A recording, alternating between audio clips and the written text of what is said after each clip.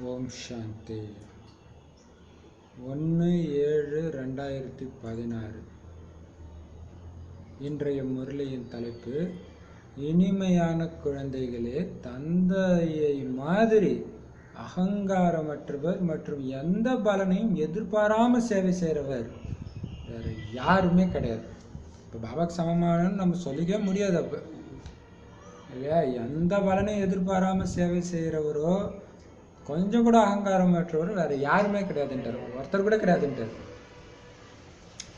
பாருங்க, முழு உலக ராஜ்யத்தையும் குழந்தைங்க கிட்ட கொடுத்துட்டு சுயம் வானப்பிரஸ்த நிலையில உட்காந்துடுறாரு. இந்த மாதிரி யார் இருக்கிறார் இல்லையா? சொத்தை அவர் அனுபவிக்கவே இல்லை. குழந்தை, நான் சொத்து எடுத்துட்டு வந்துருக்கிறேன், அதுக்கு தகுதியாகன்னு ஞானத்தை கொடுத்து எல்லாம் பண்ணி அவர் போயிடுறார். அதனால தான் அவர் கடவுள் இல்லையா? கேள்வி, தந்தையுடைய எந்த செய்தியை நீங்க முழு உலகத்துக்கும் சொல்லணும்? பதில், நீங்க துக்கம் நீக்கி சுகம் கொடுப்பவருடைய குழந்தைங்க. ஒரு பொழுதும் யாருக்குமே துக்கமே கொடுக்க கூடாது. சுகம் கொடுக்கிற வள்ளலை நீங்க நினைவு செய்யுங்க, அவரை ஃபாலோ பண்ணுங்க. அப்பதான் நீங்க அரை கல்பத்துக்கு சுகதாமத்துக்கு போயிடுவீங்கன்னு எல்லோருக்கும் சொல்லுங்க. இந்த செய்தி அனைவருக்கும் சொல்லணும். யார் இந்த செய்தியை வாழ்க்கையில கடைபிடிக்கிறாங்களோ அவங்க 21 பிறவிகளுக்கு மாயையின் மயக்கத்திலிருந்து விடுபட்டு விடுவார்கள். உண்மையிலே மாயா என்ன பண்ணுது? எப்படி துக்கத்தை கொடுக்குது? மயங்க வச்சுதான் துக்கத்தை கொடுக்குது. எல்லாமே அப்படித்தானே. பற்றாகட்டும், காமமாகட்டும், கோபம், அகங்காரம், வெறுப்பு, எல்லாமே அது தப்பு அப்படின்னு நினச்சா நமக்கு தான் டென்ஷன். இதெல்லாம் தெரியாமல் பண்ணிடுது. அதான் அவங்களுக்கு மட்டும் துக்கம் கொடுக்குறதா நினச்சிக்குது. நமக்கு தானே அது பயங்கர வலியை கொடுக்குது. அப்போ பாபா புரிய சொல்கிறாரு, சுகம் கொடுக்கிறவர் கடவுள், அவரோட குழந்தை நாமளும் அதே மாதிரி தான் இருக்கணும். அது எப்படி சாத்தியம்? வந்து கேளுங்க, அவருடைய குழந்தை ஆகுங்க. அரை கல்பத்துக்கு மாயா உங்களை ஏமாற்றவே முடியாது. அதுதான். ஸோ அப்படி 21 பிறவிக்கு மாயா உங்களை மயக்கமடைய வைக்கிறதுலேருந்து நீங்கள் விடுபட்டுடுவீங்க அப்படின்னு சொல்கிறார். அப்புறம் சுகம் நிறைந்த உலகத்துக்கும் நீங்கள் போயிடுவீங்க. பாட்டெல்லாம் கூட வரும், ஏன்னா நீங்கள் சுகம் கொடுக்குறவருடைய குழந்தைங்க. நீங்கள் எப்படி துக்கம் கொடுக்கலாம் இல்லையா? அப்பாவை தானே பிரதிபலிக்கணும். இப்போ சினிமா பாட்டு புத்தம் புது பூமி வேண்டும் அந்த மாதிரிலாம் சொல்கிறாங்க. அது வரப்போகுது இல்லையா? ஸோ அங்கே போகணும். அதனால அப்பாவை மட்டும் ஃபாலோ பண்ணுங்க. மற்றவங்க பேச்சு கேட்டு கேட்டு தான் இப்படி ஆச்சு. அது மதங்களாகட்டும், பகுத்தறிவாளர்களாகட்டும், அதெல்லாம் மனித வழிகள் உங்களுக்கு துக்கத்தை தான் கொடுத்துச்சு. இப்போ டைரெக்டாக அப்பா கிட்ட கேளுங்கன்ற இந்த செய்தி சொல்லுங்க. பாடல், நமது தீர்த்த யாத்திரை தனிப்பட்டது. நாம எப்படி போறோம் தீர்த்த யாத்திரை? புத்தினால போயிடுறோம். உட்கார்ந்த இடத்துல சல்லுன்னு போயிடுறோம். அவங்க எவ்வளோ கஷ்டப்பட்டு இங்கேருந்து ரிசர்வேஷன் பண்ணி பஸ்ஸு, ட்ரெயின் இப்படி போயிட்டு இருக்கிறாங்க. ஓம் சாந்தி. இனிமையிலும் இனிமையான குழந்தைங்க. நேற்று ஒரு வார்த்தை சொன்னாரு, ஞாபகம் இருக்கா?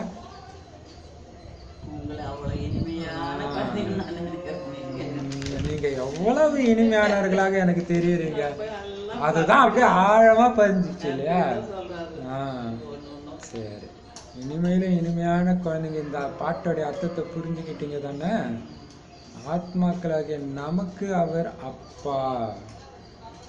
முக்கியமானதே இங்க என்னன்னா இந்த ஆத்மா ஆத்மா ஆத்மா. இதுதான் மனசை ஒருநிலைப்படுத்துறது. கூட ஒரு புள்ளியை வச்சு அதையே பார்த்துட்டு வருவாங்க.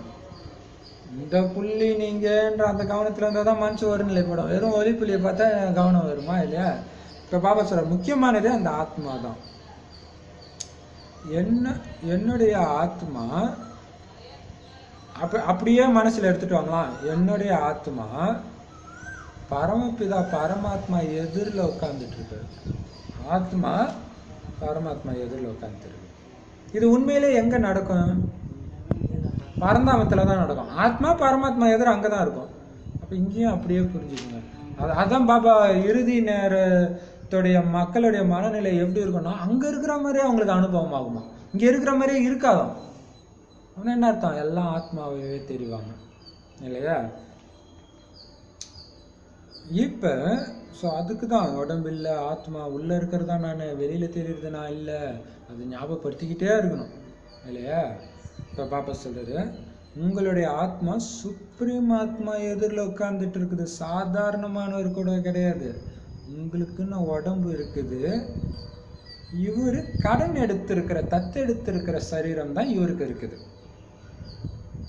குருக்கள் பாருங்க, இது எவ்வளோ சாமையில ஆளாளுக்கு ஒரு ரதம் இருக்குது. துக்கத்துல மாட்டிட்டு இருக்கிறோம். ரதமே இல்லாதவர் கடன் எடுத்து வந்து நமக்கு இந்த ஞானத்தை கொடுக்கிறார். எவ்வளவு பெரிய கருணை உள்ளம் இல்லையா?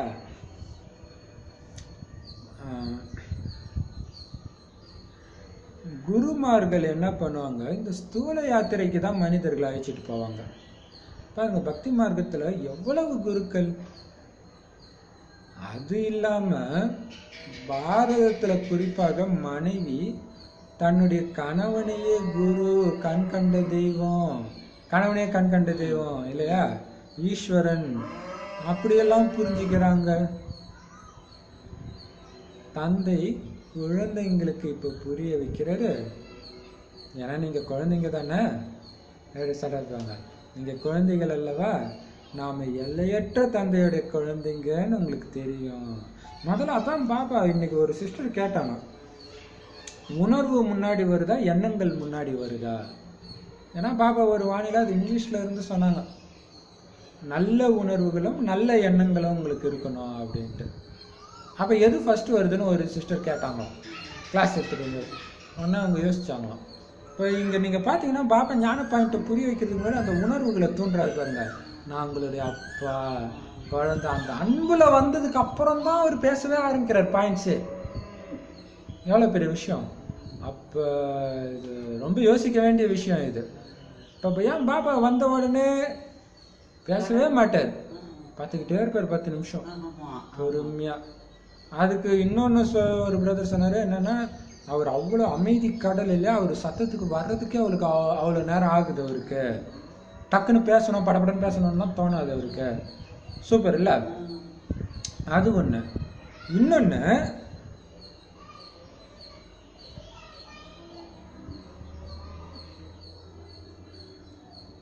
என்ன சொல்லிட்டு இருந்தேன் இப்ப மறந்து. உணர்வு உணர்வு. அப்ப யாரை பார்த்துட்டு இருக்கிறோம்னு குழந்தைங்களுக்கு தெரியும். கடவுளே பார்க்குறோம், அப்பாவை பார்க்குறோம். ஸோ அந்த உணர்வுகள் அவங்க மெய் மறந்து இருப்பாங்க. அப்புறம் தான் அவர் பேசவே ஆரம்பிக்கிறது. எவ்வளோ பெரிய விஷயம் இல்லையா? இப்போ ஒருத்தனை அடிக்கணும்னு போகும்போது அவன் கத்தி எடுத்துட்டு ஓடியாராங்க வெட்டுறதுக்குன்னா, கம்முன்னு பார்த்துட்டு நின்றுட்டே இருந்தாங்கன்னா எந்த ரியாக்ஷனும் இல்லாமல் அவங்கள வெட்டணும்னு தோணாது. அவங்க ஓடணும் இல்லை எதிர்க்கணும், அப்போ தான் வெட்டணும்னு தோணும். ஏன்னா அப்படியே உணர்வு அப்படியே சைலன்ஸ் ஆக்கிடுது அந்த எண்ணங்கள் இல்லையா? ஸோ உணர்வு உணர்வு அதுதான் பாருங்க. அவங்க கேட்டுட்டு இப்போ இந்த வாணி எடுக்கும்போது அது டெய்லியும் தான் பாபா இப்படி தான் பேசுகிறாருன்னு நம்ம இதை கவனிச்சது கிடையாது. நீ என் குழந்தைக்கு எதிர இருக்கிற, இப்போ முதல்ல உணர்வை தான் முதல்ல பேசுகிறாரு. நான் யாரு தெரியுதா, உன்னோட அப்பா, உனக்கு மட்டும்தான் சொல்லி கொடுக்குறான், புரியுதா? அப்போ அந்த போதை ஏற்றுனதுக்கு அப்புறம் தான் அடிக்க ஆரம்பிக்கிறார். என்னை விட்டுட்டு ஓடுறேன் நீன்னு, மாயா பிடிச்சிருக்குது. அப்போ எவ்வளோ சூப்பர் இல்லை? இப்போ உணர்வுல கட்டி போடுறாரு பாபா. அதே மாதிரி நாமளும் நல்ல உணர்வுகள் இருக்கணும் அப்படின்னு சொன்னாருன்றாங்க. சரி, இப்போ பாபா சொல்றாரு,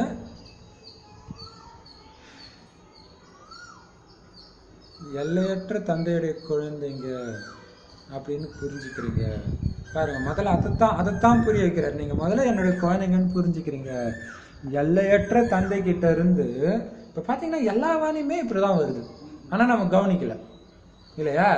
எல்லா வானிலுமே எடுத்த வரனே இனிமேல குழந்தை, பாட்டை கேட்டியா குழந்தை, யார்கிட்ட சொன்ன, ஆத்மா கிட்ட சொன்ன.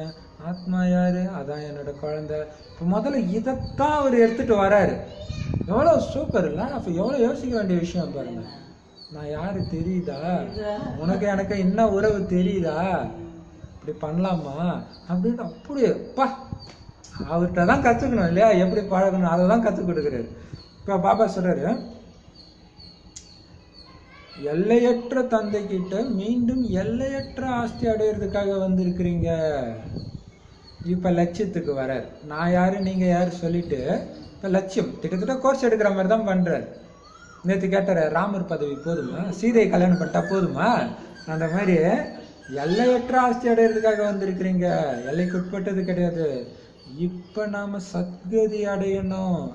இந்த நம்பிக்கை இருக்குதா, இருக்குது தானே, இங்கே அதுக்கு தானே வந்திருக்கிறோம். உண்மையான வழி உலகத்தில் எல்லாம் அசுர வழி, பொய் வழி.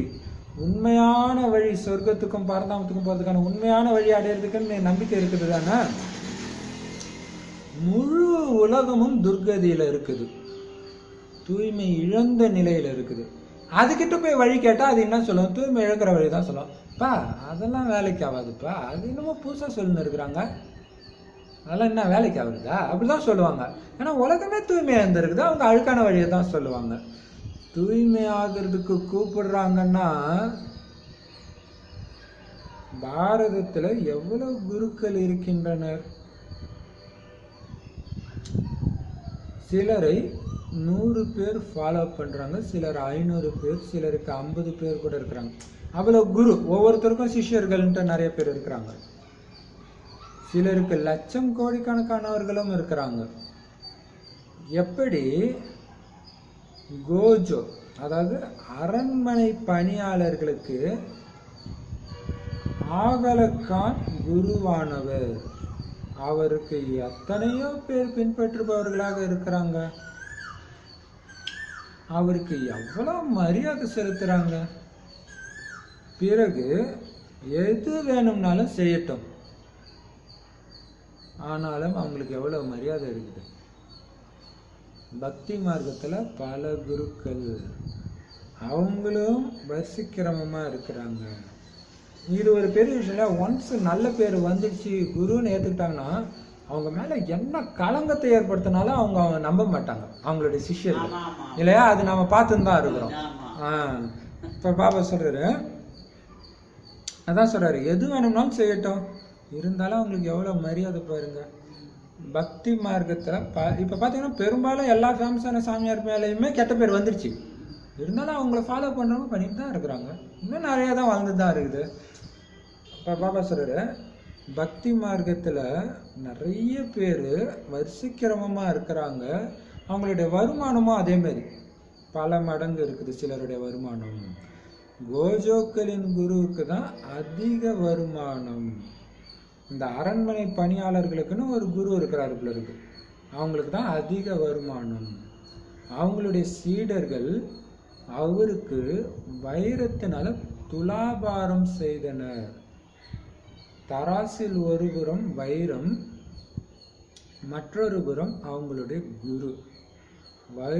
வைரத்தை தானம் செய்கின்றனர். எவ்வளவு வைரம் இருந்திருக்கும். இன்றைய நாட்களில் பலருக்கு எடைக்கு எடை தங்கத்தினால் தானமாக கொடுக்கிறாங்க. மற்றொன்று பிளாட்டினம், அது தங்கத்தை விட விலை உயர்ந்ததாகும், அதையும் தானமாக கொடுக்கிறாங்க. குருவின் பதவி எவ்வளவு உயர்வாக இருக்குது பாருங்க. இப்படிப்பட்ட குருக்கள் பலர் இருக்கிறாங்க. துலாபாரம்னா என்னது? துலாபாரம்னு என்னமோ சொல்லுவாங்கப்பா, நம்ம மறந்துட்டோம். துலாபாரம் கதையே ஒன்று இருக்குது, பாடமே ஒன்று இருக்குது. துலாபாரம்.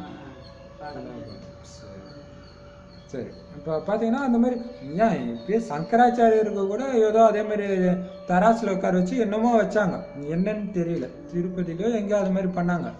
ஸோ அப்படிலாம் பண்ணுறாங்க இப்போவுமே. இப்போ பாபா சொல்கிறாரு, சரி குருக்களுக்கு அப்படி பண்ணுறாங்க, அவ்வளோ மகிமை. ஆனால் அவர் என்ன கொடுக்குறாரு சிஷ்யர்களுக்கு? அவ்வளோ மகிமை. ஆனால் உங்கள் குரு என்ன கொடுக்குறாரு? அவங்கள விட்டுருங்க, நம்மள கேட்கிறாரு பாபா. உங்க குரு உங்களுக்கு என்ன கொடுக்குறாரு? சத்குரு சொர்க்கம் மட்டும் இல்ல, இப்பவே எவ்வளவு சுகமா வச்சிருக்காரு. அவருக்கு என்ன கொடுக்க போறீங்க? அதுக்குதான் பாபா இவ்வளவு நேரம் இதை சொன்னது. இந்த குருவுக்கு என்ன கொடுப்பீங்க? அவருக்கு துலாபாரம் செய்வீங்களா? வைரம் துலாபாரமாக கொடுப்பீங்களா? அவருக்கு முதல்ல துலாபாரம் செய்ய முடியுமா? ஐயோ, துலாபாரத்துக்கு அர்த்தம் தெரியாம படிக்க முடியாது போல இருக்கு. துலாபாரம்னா அது போல இருக்கு. இப்ப நீ சொல்லக்குள்ள அர்த்தம் தெரியுது பாரு. துலாபாரம் அது செய்வீங்களா அப்படின்னு கேக்குறாங்க. ஒரு பக்கம் ஒண்ணு வச்சுட்டு தெராச போய் துலாபாரம். தராசு தான் துலாபாரமா? என்னன்னு தெரியல. சரி சரி, என்னன்னு தெரியல. அவர் அப்படிதான் தோணுது. ஏன்னா அவர் சுயம் சுமையற்றவரா இருக்கிறாரு. எதை கொடுக்க முடியும்? சுமையற்றவராச்சு. அந்த குருவை உட்கார வச்சா அவர் 50 கிலோ இருக்காரு, 50 கிலோ தங்கமும் வைரமும் வைக்கலாம். இவரை வச்சா முதல்ல உட்காரவே மாட்டார் அதுல, இல்லையா? சுமையே கிடையாது. சிவன் இருப்பதோ புள்ளி. அவருக்கு நீங்கள் என்ன துலாபாரம் செய்ய முடியும்? இப்ப எடைக்கு எடை வைக்கிறதுக்கு பேர் தான் துலாபாரமா என்னன்னு தெரியல. உங்களது இந்த குரு எவ்வளவு அதிசயமானவர், அனைவரையும் விட லேசானவர், முற்றிலும் சூக்ஷ்மமானவர். உங்களுடைய குரு ஒரே ஒருவர், வேற குருவே கிடையாது. அதுக்கு அடுத்தது எங்கெங்கயோ தேடிட்டு வந்து இந்த சத்குரு கிடைச்சோடனே முடிஞ்சு போச்சு, ஸ்டாப்பிங், இல்லையா? வேற எங்கேயும் போல. அவ்வளவு உயர்ந்தவர், ஆனா அவ்வளவு சூக்ஷ்மமானவர், அவ்வளவு லேசானவர், பார்க்க முடியாது. சிவபாபா வள்ளல்னு உங்களுக்கு தெரியும். பகவான் ஒருபோதும் எதையுமே வாங்க மாட்டார். பக்தியிலே சொல்லுவாங்க அஞ்ஞானிகளை, கடவுளா கேட்கிறாரு, கடவுள் காசு வச்சுட்டு என்ன பண்றாரு கேட்பாங்க. அவர் வள்ளல், அவர் எதையும் வாங்க மாட்டார் எப்பவுமே. ஏன்னா அவர் கொடுக்க கூடியவர். அப்ப அவருடைய குழந்தைங்க நாமளும் எப்படி இருக்கணும்? வள்ளல் சிவபாபாவின் குழந்தைங்க வள்ளலா தான் இருக்கணும். ஈஸ்வரன் பொருட்டு எல்லாருமே தானம் செய்யறாங்க அப்படின்னா இதுக்கு பலன் அடுத்த பிறவியில கிடைக்கும்னு நினைக்கிறாங்க, ஆசை வைக்கிறாங்க. இவர் எல்லையற்ற தந்தை. இவரு மாதிரி பலன் எதிர்பாராம யாராலையும் சேவை செய்யவே முடியாது, இல்லையா? மற்றவங்க எல்லாருக்கும் ஏதோ ஒரு பலன் இருக்குது, இல்லாட்டினா வந்து இப்படி சேவை செய்ய மாட்டோம். பாபா மாதிரி பலன் எதிர்பாராம யாராலையும் சேவை செய்ய முடியாது. இப்ப பக்தியில ஈஸ்வரன் பேரால தானம் செஞ்சா அதுவுமே கிடைக்குதுன்ற ஒரு பிறவிக்கு கிடைக்குது பலன். பாருங்க, இவர் எப்படிப்பட்ட சுயநலமற்ற சேவை செய்யறாரு. குழந்தைகளை உலகத்துக்கே சுகதாமத்துக்கே எஜமானரா ஆக்குறாரு. ஆனா பாபா சுயம் உலகத்துக்கு எஜமானராக ஆகுறதே கிடையாது. சுகத்தின் கடல், அமைதியின் கடல், தூய்மையின் கடல்னெல்லாம் அவரைத்தான் சொல்றோம், இல்லையா? சுகத்தின் கடல், அமைதியின் கடல், தூய்மையின் கடல். குழந்தைங்க ஒவ்வொரு விஷயத்தையும் நன்றாக புரிய வைக்கப்படுகின்றனர். பாருங்களா, பாபா நிரகங்காரின்னு சும்மாவா சொல்றாங்க? நான் உங்களுக்கு புரிய வைக்கிறேன்னே சொல்ல பாருங்க. குழந்தைங்க ஒவ்வொரு விஷயத்தையும் நன்றாக புரிய வைக்கப்படுகின்றனர், இல்லையா? அந்த வார்த்தையிலே பாருங்க.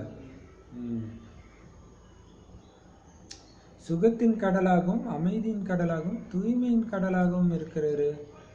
அந்த ஒரே ஒரு தந்தை கிட்ட இருந்து மட்டும்தான் ஜீவன் முக்தி உங்களுக்கு கிடைக்குது. நேற்று சொன்னாரு, ஒரு வினாடியில பாபா ஜீவன் முக்தி கொடுக்குறாரு. ஆனா மாயா என்ன பண்ணிருது? ஒரே வினாடியில ஜீவன் முக்தியை அழிச்சிருதுன்றாரு, இல்லையா? ஸோ இந்த ஒரு தந்தை கிட்ட இருந்து மட்டும்தான் உங்களுக்கு ஜீவன் முக்தி கிடைக்கும்.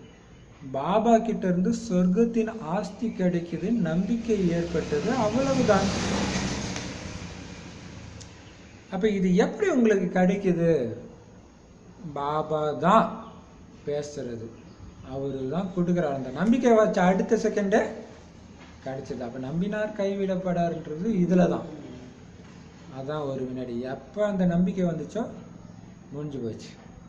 கன்ஃபார்ம். ரிசர்வேஷனே எப்படி பண்றோம்? நம்பிக்கையில தான் பண்றோம். மூணு கிளாஸ்க்கு பதிவு பண்ண சொன்னாரு நேத்து. பாபா மற்றும் ஆஸ்தியை நினைவு செய்யணும். அவ்வளவுதான் உங்களுக்கு பாபா கொடுக்குற வேலை. நீ என்னவா ஆகணும்னு ஆசைப்படுற, அதை நினைவு செய். நாராயணன் ஆகணுமா? நாராயணன் இப்பயே நினச்சிக்கோ. நாராயணன் எப்படி இருப்பார் தெரியும்ல, அதை தான் சொல்றாரு. அப்படி இப்பவே நட, ஆயிடுவேன். அவ்வளோதான். எவ்வளோ ஈஸி. எதுவும் ஆகணும்னு ஆசைப்படுற அதுவும் இப்பயே நினைச்சாலே நான் உன்னை ஆக்கிடுறேன்றது. நினைச்சு அதே கேரக்டர் இப்ப காட்டு. கரெக்டா அந்த நாராயணன் மாதிரி அப்படியே நீங்க நடி, அங்க உனக்கு நடிப்பு கன்ஃபார்ம். சூப்பர் இல்ல?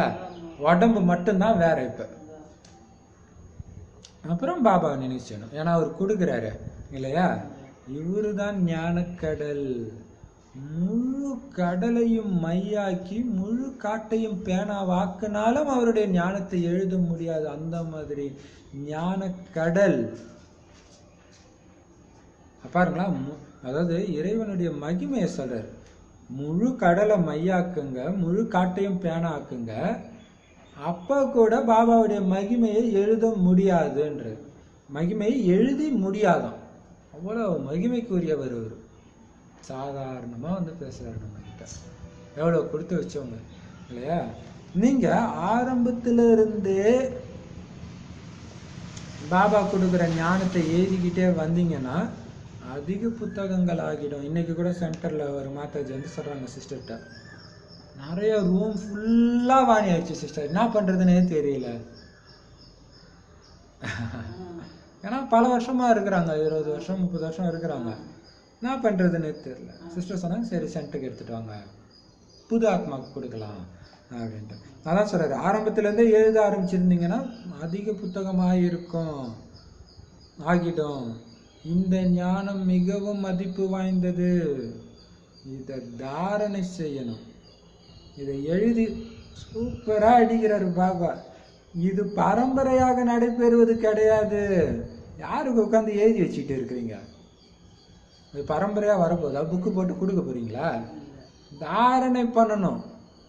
மற்ற மதத்தின் புக்கு ஓகே, மதத்தை பரப்புறதுக்காக கொடுக்கலாம். இங்க அதெல்லாம் கிடையாது. நீங்க உங்களுக்கு கொடுக்கறது இதே வாணி திரும்ப படிக்க முடியுமா? டவுட்டு. திரும்ப மறுபடியும் படிக்குமா? டவுட்டு. தாரணை பண்ணணும். அதுதான் நீங்க எழுதி வச்சு வீட்டெல்லாம் அடிக்க வச்சு என்ன பண்ண போறீங்க? என்ன உங்க குழந்தை குட்டி படிக்க போதா? அண்ணன் 5வது படிச்சுட்டு 6வது போனா தம்பிக்கு அந்த புக்கை எடுத்து வைக்கிறதுக்கு. ஸோ தாரணை செய்யணும். பரம்பரையா நடைபெறுவது கிடையாது. இப்போ உங்களுக்கு அப்ப பாருங்க, அப்ப இது பரம்பரையா நடைபெறுவது கிடையாதுன்றதுக்கு இந்த அர்த்தத்துல சொல்றாரு பாபா. பாருங்க, எப்பத்துல இருந்துதான் சொல்றாரு இது பரம்பரையா இருக்காது, அழிஞ்சிடும்ட்டு. ஆனா பாருங்க, இவ்வளவு வருஷம் கழிச்சு இப்பதான் புரியுது அதோடைய அர்த்தம். எவ்வளவு ஞானத்துல எவ்வளவு அர்த்தம் உள்ள ஒளிஞ்சிருக்கும். இப்ப உங்களுக்கு மந்திரம் கிடைக்குது. தந்தை வந்து அப்ப பாருங்க, அந்த சொன்ன லைனுக்கும் இந்த லைனுக்கும் கம்பேர் பண்ணும்போது தான் தெரியுது பாபா எதை சொல்ல வந்திருக்கிறாரு. இவ்வளோ எழுதினாலும் ஆரம்பத்துல இருந்துன்னா நிறைய புக்கு வரும், ஆனா பரம்பரையா வராது. ஸோ அதை நீங்க பாதுகாக்கிற வேலையெல்லாம் கிடையாது. நீங்க தூக்கி போட்டுறீங்களே ஒரு வானிலை சொன்னார். ஏன் தூக்கி போடுறீங்க? ஏன்னா உங்களுக்கு தெரியும் திரும்பி படிக்க முடியாது. தாரணை தான். ஒருவேளை நிறைய பேர் சொல்லுவாங்க, என்கிட்ட நிறையா இருக்குது சிஸ்டர், நான் வீட்டிலே படிச்சுக்கிறேன். அப்போ இப்போ வர்றது எப்போ படிக்கிறது? அதுதான் அப்பப்போ படிச்சுணும். ஒரு தடவை மிஸ் பண்ணால், நானே ஒரு 2-3 மாதத்துக்கு முன்னாடி ஒரு வாணி மிஸ் பண்ணால் இன்னைய வரைக்கும் படிக்கணும்னு நினைக்கிற முடியல.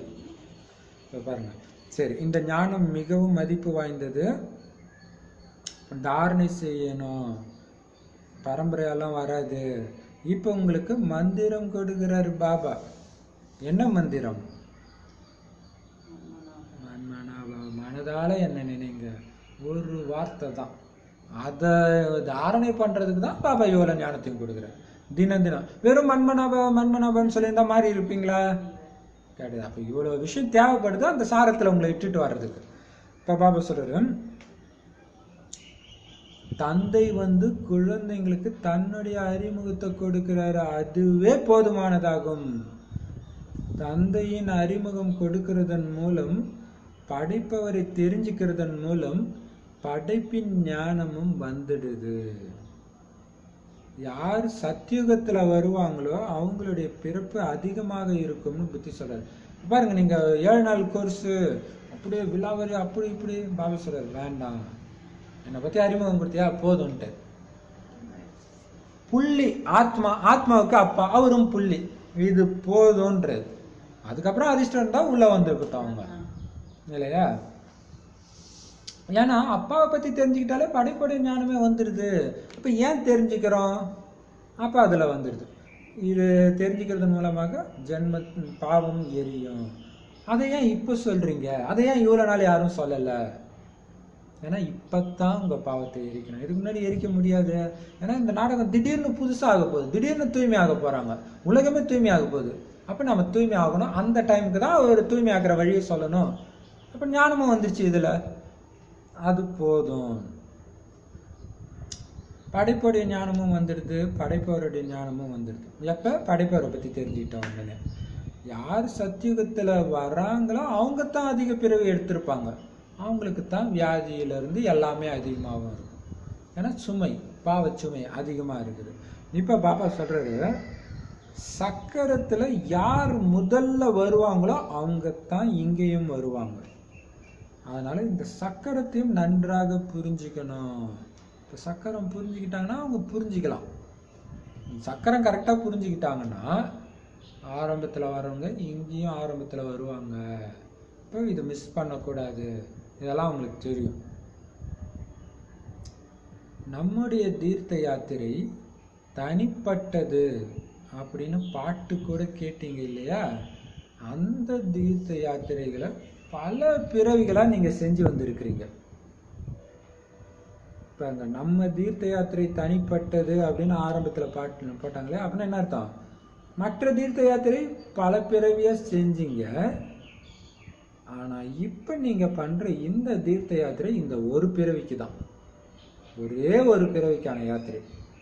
ஆனா போய்கிட்டே இருக்கணும், நிஜமாவே அவங்க போய் சேர்ற வரைக்கும் புத்தியில போய்கிட்டே இருக்கணும். போகணும் வரணும், போகணும் வரணும், போகணும் வரணும், இதே இதாக இருக்கணும். ஆனால் இந்த ஒரு பிறவி தான். இப்போ நீங்கள் இந்த பண்ணுற ப்ராக்டிஸ் தான் வருமானம். ஆனாலும் பல தடவை போனால் கூட இந்த ஆன்மீக யாத்திரையில் கொஞ்சம் கூட எந்த விதமான கஷ்டமும் கிடையாது, இல்லையா? என்ன மாதிரி தீர்த்த யாத்திரை கஷ்டப்பட்டு போகிறோம். திருப்பதிக்கு போனோம், ஐயோ ரிசர்வேஷன் போனோம், ட்ரெயினில் போனோம், அங்கே போய் 7 மணி நேரம் நிற்கிறோம், இங்கே எதுவும் கிடையாது. உட்காந்துன்னு நினைவு செய்யுங்க, நடந்துட்டு நினைவு செய்யுங்க, சாப்பிட்டுட்டே நினைவு செய்யுங்க, படுத்துட்டு இருக்கும்போது கூட நினைவு செய்யுங்க.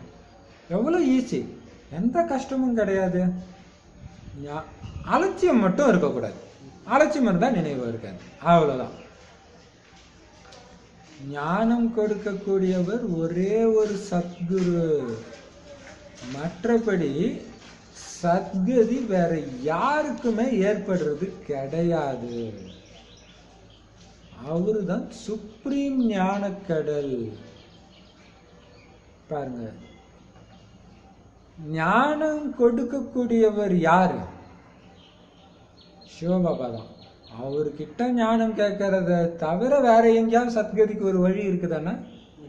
கிடையவே கிடையாது. இங்க வந்தாதான் உண்டு. அவர் எவ்வளோ நல்ல ஆத்மாவா இருக்கட்டும், இதை விட தீவிரமா கூட பக்தி பண்ணட்டும், பண்றவங்க இருக்கிறாங்க. ஆனா வேற வழி கிடையாது, யாருக்கும் சத்கதி ஏற்படாது இங்க வராம. அவரைத்தான் சுப்ரீம் ஞானக்கடல். நம் அனைவருக்கும் சத்கதி ஏற்பட்டுடுது இல்லையா? சுப்ரீம் ஞானக்கடல்னு அவரை தான் சொல்றோம். அவர் மூலமாக தான் நம்ம எல்லோருக்கும் சத்கதி ஏற்படுது. வேற என்ன வேணும்? சத்கதியை விட உங்களுக்கு நேற்று சொன்னார் இல்லையா, லக்ஷ்மி நாராயணனை விட உயர்ந்த பதவி கிடையாது, வேற எதுவும் கிடையாது, அவ்வளவுதான்ட்டு. சத்யுகத்தை விட சுகம் நிறைஞ்ச ஒண்ணு இருக்குதா? அதை விட சுகம் இருக்கானா? இல்ல, அதுதான் உச்சம். இப்ப பாபா சொல்றாரு, வேற என்ன வேணும் உங்களுக்கு? சொர்க்கத்தையே கொடுக்குறேன், வேற என்ன வேணும்? இல்ல பாபா இது மட்டும், இது அதை விட பெரிய விஷயமா? அப்படி இல்லையா? இப்ப பாபா சொல்றாரு, நேத்து தான் சொல்லிட்டாரு, நோயில இருந்து பிரச்சனையில இருந்து நீங்க எதிர்கொண்டே ஆகணும், அனுபவிச்சே ஆகணும், இல்லையா? இப்ப தத்துவமும் சதோ பிரதானமா ஆகிடும், அங்கே எந்த துக்கமும் இருக்காது. கடுமையா ஒரு சில வியாதிகள்லாம் இருக்கு, வெயில் அதிகமான அந்த வியாதி வரும், பைல்ஸ் அந்த மாதிரி.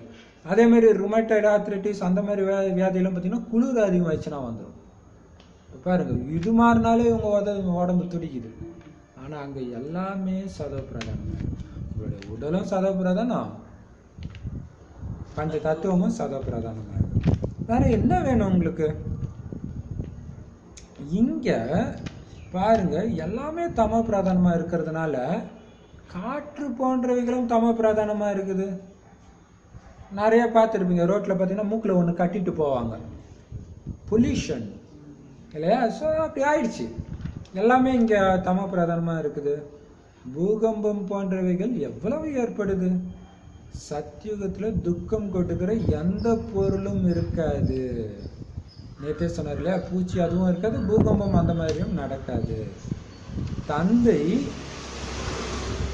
துக்கத்தை நீக்கி சுகத்தை கொடுப்பவர்.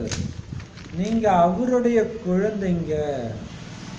யாருக்குமே நீங்க துக்கமே கொடுக்க கூடாது. சூப்பரா சொல்றாரு பாருங்க, எப்படி சொல்றாரு பாருங்க. ஆரம்பத்துல தலைப்பே அதுதான் இல்லையா? அப்ப சுகம் நிறைந்த உலகமாக பாபா மாத்துறாரு. அதுதான் அவருடைய ஆஸ்தி, அது அவருடைய குழந்தை. அவருடைய குழந்தை நீங்க துக்கம் கொடுக்கலாமா? அப்பாவுடைய வேலை ஏதோ அதுதான் பையனுடைய வேலையா இருக்கணும். அப்பா துக்கத்தை நீக்கி சுகத்தை கொடுப்பவர். நீங்க அவருடைய குழந்தைங்கன்னா யாருக்கும் சூக்ஷ்மமா கூட துக்கம் கொடுக்க கூடாது. எல்லாருக்குமே இந்த சுகத்தின் ஆஸ்தியை அடையிறதுக்கான வழியைத்தான் நீங்க எல்லோருக்கும் சொல்லணும். உங்க வாயிலிருந்து வர வழி மற்றவங்களுக்கு சுகத்தை கொடுக்கறதுக்கான வழியா மட்டும்தான் இருக்கும். நீங்க சுகம் மட்டுமே கொடுக்கணும்னு தந்தை சொல்றாரு. பாபா உங்களுக்கு அரை கல்பத்துக்கு சொர்க்கத்துல துக்கம்ன்ற பேரே இல்லாத அளவுக்கு உங்களுக்கு சுகத்தை கொடுக்கிறார். தந்தை கிட்ட இருந்து 21 பிறவிகளுக்கான ஆஸ்தி அடையிறதுக்காக நாம இங்க வந்திருக்கிறோம்னு நீங்க தெரிஞ்சுக்கிட்டீங்க. நீங்க மாணவர்கள் அல்லவா? சிவபாபாவிடம் இருந்து சொர்க்கத்தின் சுகத்தை அடையிறோம் அப்படின்னா அனைத்து துக்கமும் தூர விலகிவிடும் என்று உங்களுடைய புத்தியில வருது. விழிப்படைவதற்கான சஞ்சீவினி மூலிகையை பாபா நமக்கு கொடுக்கிறாரு. இந்த வார்த்தை ரொம்ப ரொம்ப பிடிச்சது. வாணின்றத விட சஞ்சீவினி மூலிகைன்றதுதான் இது கரெக்ட் இல்லையா? சூப்பரானது. கும்பகாரன தூக்கத்திலிருந்து எழுப்புறதுக்கான சஞ்சீவினி மூலிகை இது இல்லையா? இப்ப சுகத்தை மட்டுமே கொடுக்கிறாரு. சுகம் மட்டும்தான் நீங்களும் கொடுக்கணும் குழந்தை. ஏன்னா நான் உங்களுக்கு துக்கம்னா என்னன்னே தெரியாத ஒரு உலகத்துக்கு 21 பிறவிக்கு அழைச்சிட்டு போறேன் அப்படின்னா அந்த சத்குருவுடைய மாணவர்கள் தானே நீங்க. அப்ப சுகம் நிறைந்த உலகத்தின் அதிபதி ஆகணும்னா குழந்தை இந்த பிறவில்லை யாருக்குமே நீங்க துக்கம் கொடுக்க கூடாது. இன்னொன்னு, சிவபாபா கிட்ட இருந்து சொர்க்கத்தின் சுகத்தை அடையிறோம்னா துக்கம் எல்லாம் தூரம் ஓடி போயிடுது. இப்பவே அந்த குஷி போதை இருந்துச்சுன்னா ஓடி போயிடும் அப்படின்ட்டு சொல்றாரு. இன்னொன்னு பாபா சொல்றாரு, விழிப்படைகிறதுக்கான சஞ்சீவினி மூலிகை இது, அதை கொடுக்குறாரு. மாயா தூங்க வச்சிருக்கிறான் இல்லையா, மயக்கமடைய வச்சிருக்கிறான். ஸோ அப்ப சஞ்சீவினி மூலிகை எதுல வரும்? ஆக்சுவலா பக்தியில லக்ஷ்மணன் மயக்கடிச்சு வரும்போது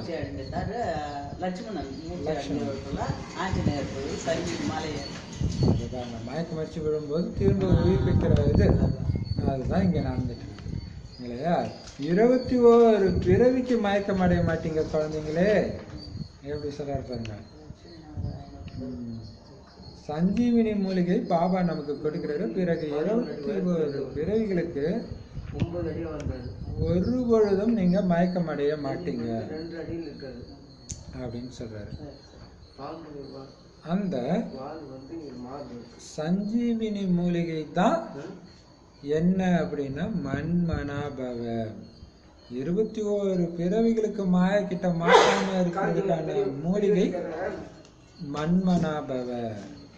அனைவருக்கும் சத்கதி கொடுக்கும் வல்லல் ஒரே ஒரு தந்தை தான். ஆனாலும் அவர் நிராகாரமானவர், அகங்காரமற்றவர்னு சொல்லப்படுறாரு.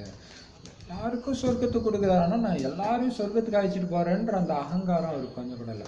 ஆனால் நம்ம பாருங்களா, ஒருத்தங்களுக்கு கோர்ஸ் கொடுத்தாலே சூப்பராக கொடுத்தா நம்மள அறியாம அது வந்துடுது இல்லை, ஆசை அகங்காரம் எல்லாமே. இப்ப பாபா சொல்றாரு, அவர் நிராகாரமானவர், அகங்காரமற்றவர். எந்த சரீரத்துல பாபா வராரோ அவருமே கூட சாதாரணமானவர். அப்ப பாபா சொல்றாரு, செல்ல குழந்தைகளே, நான் உங்களுடைய கீழ்ப்படிந்த தந்தைன்னு தந்தை சொல்றாரு. இப்ப பாருங்களா, பாபா எவ்வளவு நிராகங்காரினா, அவரும் சாதாரணமா இருக்கிறாரு, அவர் எடுக்கிற ரதமும் சாதாரணமான ரதமா இருக்கு. ஒரு காவி வேஷ்டி கட்டின துறவி சாதி சன்னியாசிலாம் கிடையாது. செல்ல குழந்தைகளே இன்னைக்கு சொல்றாரு.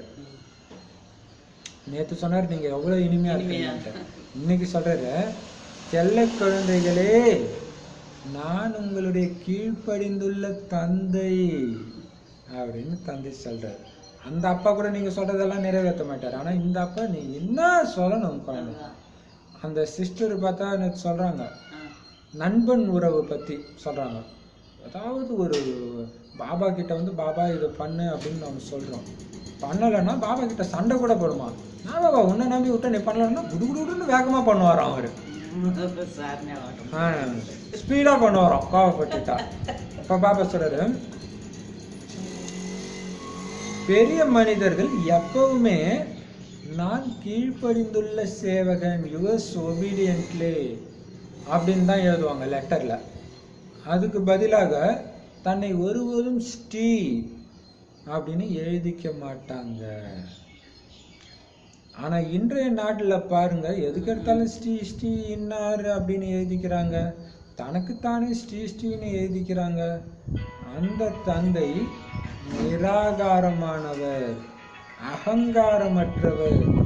இப்ப நீங்க அவருடைய எதிரில் உட்கார்ந்து இருக்கிறீங்க பாருங்க. எந்த விதமான அகங்காரமும் கிடையாது, உடலும் கிடையாது. அதான் பாபா சொல்ற கீழ்ப்படிந்துள்ள. இந்த கீழ்ப்படிந்துள்ளன்ற வார்த்தை அவ்வளோ இது இறைவன் சொல்றாரு, நான் கீழ்ப்படிந்தவன். அப்புறம் நாம என்ன சொல்றது, ஒண்ணுமே கிடையாது, ஒண்ணுமே சொல்லக்கூடாது, வாயே தரக்கூடாது, கம்முன்னு அவர் சொல்ல செஞ்சுட்டு போயிடணும் இல்லையா. அப்ப நிராகாரமானவரா அகங்காரமற்றவரா இருக்கிறாரு, அவர் எதிரில் இப்போ உட்கார்ந்துட்டு இருக்கிறீங்க. இதுதான் இந்த 5 பயிற்சி, ஜுவாலாமுகி பயிற்சி, இந்த 4 பயிற்சி பார்த்தீங்கன்னா அவர் கூடவே இருப்பீங்க. அப்ப அவர் கூட இருக்கிறோன்னா கூடவே இதையும் சேர்த்துக்கணும். அகங்காரமற்ற பாபாவோட நான் இணைஞ்சிருக்கிறேன், கீழ்ப்படிந்த பாபாவோட இணைஞ்சிருக்கிறேன். அப்ப அந்த குணம் நமக்கும் வரும் இல்லையா. சூப்பர். அப்ப அவர் நமது தந்தை, ஆசிரியர், சத்குரு அப்படின்னு இப்ப உங்களுக்கு தெரியும். மற்றபடி பக்தி மார்க்கத்துல பல குருக்கள் இருக்கிறாங்க. குருக்களுக்கும் கூட குரு இருப்பாங்க. அவரும் சொல்வார் எனக்கு இவரு குருன்ட்டு. இவங்க ஒருத்தவங்களுக்கு குருன்னாங்க, அவர் எனக்கு இவரு குரு அப்படி சொல்லுவாங்க. ஆனா நம்ம பாபா சத்குருவுக்கு எந்த குருவும் கிடையாது. அவர் சத்தியமான பாபா, சத்தியமான ஆசிரியர், சத்தியமான குரு ஆவார். இன்னைக்கு பார்த்தா தனக்குத்தானே சத்குரு, பகவான், அது இதுன்னு பேர் வச்சிருக்கவங்க எல்லாமே எப்படி வாழ்றவங்க, மற்ற புத்தகங்களை படிச்சு மற்ற குருக்களை ஃபாலோ பண்ணி ஆகுறவங்க. சத்குருன்னா என்ன அர்த்தம்? எந்த குருவும் இல்லாம எதையும் படிக்காம சொல்றாரு பாருங்க ஒரு வழிய. யாரு சொல்ல முடியும்? சத்தியமான பாபா, அதையும் அவங்க பேர் வச்சுட்டாங்க, சத்திய பாபா, சீரடி சாய் பாபா அப்படின்ட்டு. இவரு தான் சத்தியமான பாபா, சத்தியமான ஆசிரியர், சத்தியமான குரு. ஆத்மா தான் சமஸ்காரத்தை தாரணை செய்யுதுன்னு இப்ப நீங்க சொல்றீங்க. பாபாவும் ஆத்மா தானே, அவர்கிட்டயும் குணங்கள் உள்ளன. உங்களுடைய குணங்கள் தனித்தனியாக ஆகிவிடுகிறது. இந்த நேரத்துல உங்களிடத்தில் என்ன குணங்கள் இருக்குதோ அதுவே தந்தையின் குணங்களாகும். பிறகு சத்தியுகத்தில் உங்களிடத்தில் தெய்வீக குணங்கள் இருக்கும். தந்தை ஞான கடலாகவும் அன்பு கடலாகவும் இருக்கிறார். கிருஷ்ணருடைய மகிமை தனிப்பட்டது. இப்போ பாருங்க, அதாவது பாபாவுடைய குணங்கள் எதுவோ அதுதான் உங்களுடைய குணங்கள் சொல்றதுக்கு பதிலாக பாபா எப்படி சொல்றாரு, இப்போ உங்ககிட்ட என்ன குணம் இருக்கோ அதான் என்னுடைய குணன்றாரு. அப்படின்னு என்ன அர்த்தம்? அவருக்கு சமமாக ஆயிட்டீங்கன்ற நம்பிக்கையில் சொல்றாரு அவர், இல்லையா? ஸோ ஆத்மா தான் அது தாரணை பண்ணுது. இப்போ நல்லா தெரியும், இப்போ இந்த ஜுவாலாமுகி குரூப்லேயே பார்த்தீங்கன்னா அந்த ஒவ்வொருத்தரும் சிஸ்டர் பிரதர்ஸ் பேச அவங்க ஒவ்வொருத்தருக்கும் ஒவ்வொரு விசேஷத்தன்மை, அந்த விசேஷ குணங்கள், அன்பாக பேசுறது, கருணையாக பேசுறது, நம்மள அறியாமல் அதை கேட்க கேட்க நம்மளுடைய குணங்களாக அது மாறுது. சூப்பராக இருக்குது. அப்படி தான் நம்ம பாபா கூட டெய்லியும் பாபா ஞான சஞ்சீவி மூலிகை எடுக்க எடுக்க எடுக்க அவருடைய குணங்கள் வருது. ஏன்னா அவர்கிட்ட பேசிகிட்டு இருக்கிறோம். அதுக்கு தான் பாபா சொல்கிறார், இதை தவிர எதையும் உள்ளே போடாத, போட்டால் வேலை செய்யாது. மற்றபடி சொர்க்கத்துக்கு போனதுக்கப்புறம் தெய்வீக குணங்கள் இருக்கும். ஆனால் ஈஸ்வரனுடைய குணம், மற்றவங்களுடைய பாவத்தை எரிக்கிறது, விழுந்து விழுந்து சேவை செய்யறது, இதெல்லாம் அங்கே இருக்காது, இல்லையா? ஸோ இது சிவனுடைய குணங்கள். தந்தை ஞான கடலாகவும் அன்பு கடலாகவும் இருக்கிறாரு. அப்ப பாருங்க, ஒவ்வொரு பாபா குழந்தையுடைய விசேஷத்தன்மையும் பாபாவுடைய குணம். அது ஆக்சுவலா பாபா குழந்தைங்க ஒவ்வொருத்தர்கிட்ட ஒன்று இருக்குல்ல, கெட்ட குணங்கள் கொஞ்சம் இருந்தால் கூட நிறைய இருக்குது இல்லை, அதெல்லாம் பாபாவுடைய குணங்கள்.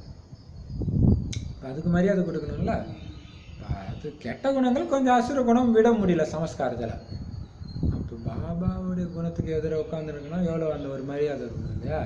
இப்போ பாபா சொல்கிறாரு, அப்போ நம்ம போய் ஆமாம் அவன் சும்மா நடிக்கிறான் அப்படின்னா பாபாவுடைய குணத்தை அசிங்கப்படுத்துறீங்கன்னு அர்த்தம், இல்லையா? நம்ம எவ்வளோ எச்சரிக்கையாக இருக்கணும் பாருங்கள். சத்யுகத்தில் தெய்வீக குணங்கள் இருக்கும். தந்தை ஞானக்கடல் அன்பு கடலாக இருக்காரு. கிருஷ்ணருடைய மகிமை தனிப்பட்டது. அவர் ஞானக்கடல் சொல்ல முடியாது, ஞானம் இருக்காது ஸ்ரீகிருஷ்ணருக்கு. சிவபாபாவை 16 கலைகள் நிறைந்தவர்னு சொல்ல முடியாது. அவர் நிரந்தரமானவர் ஆவார். இந்த பட்டம் நீங்கள் எனக்கு கொடுக்க முடியாதுன்னு தந்தை சொல்றாரு. சர்வ குணங்கள் நிறைந்தவர் ஆவதற்கு நான் விகாரியாக ஆகிறது கிடையாது.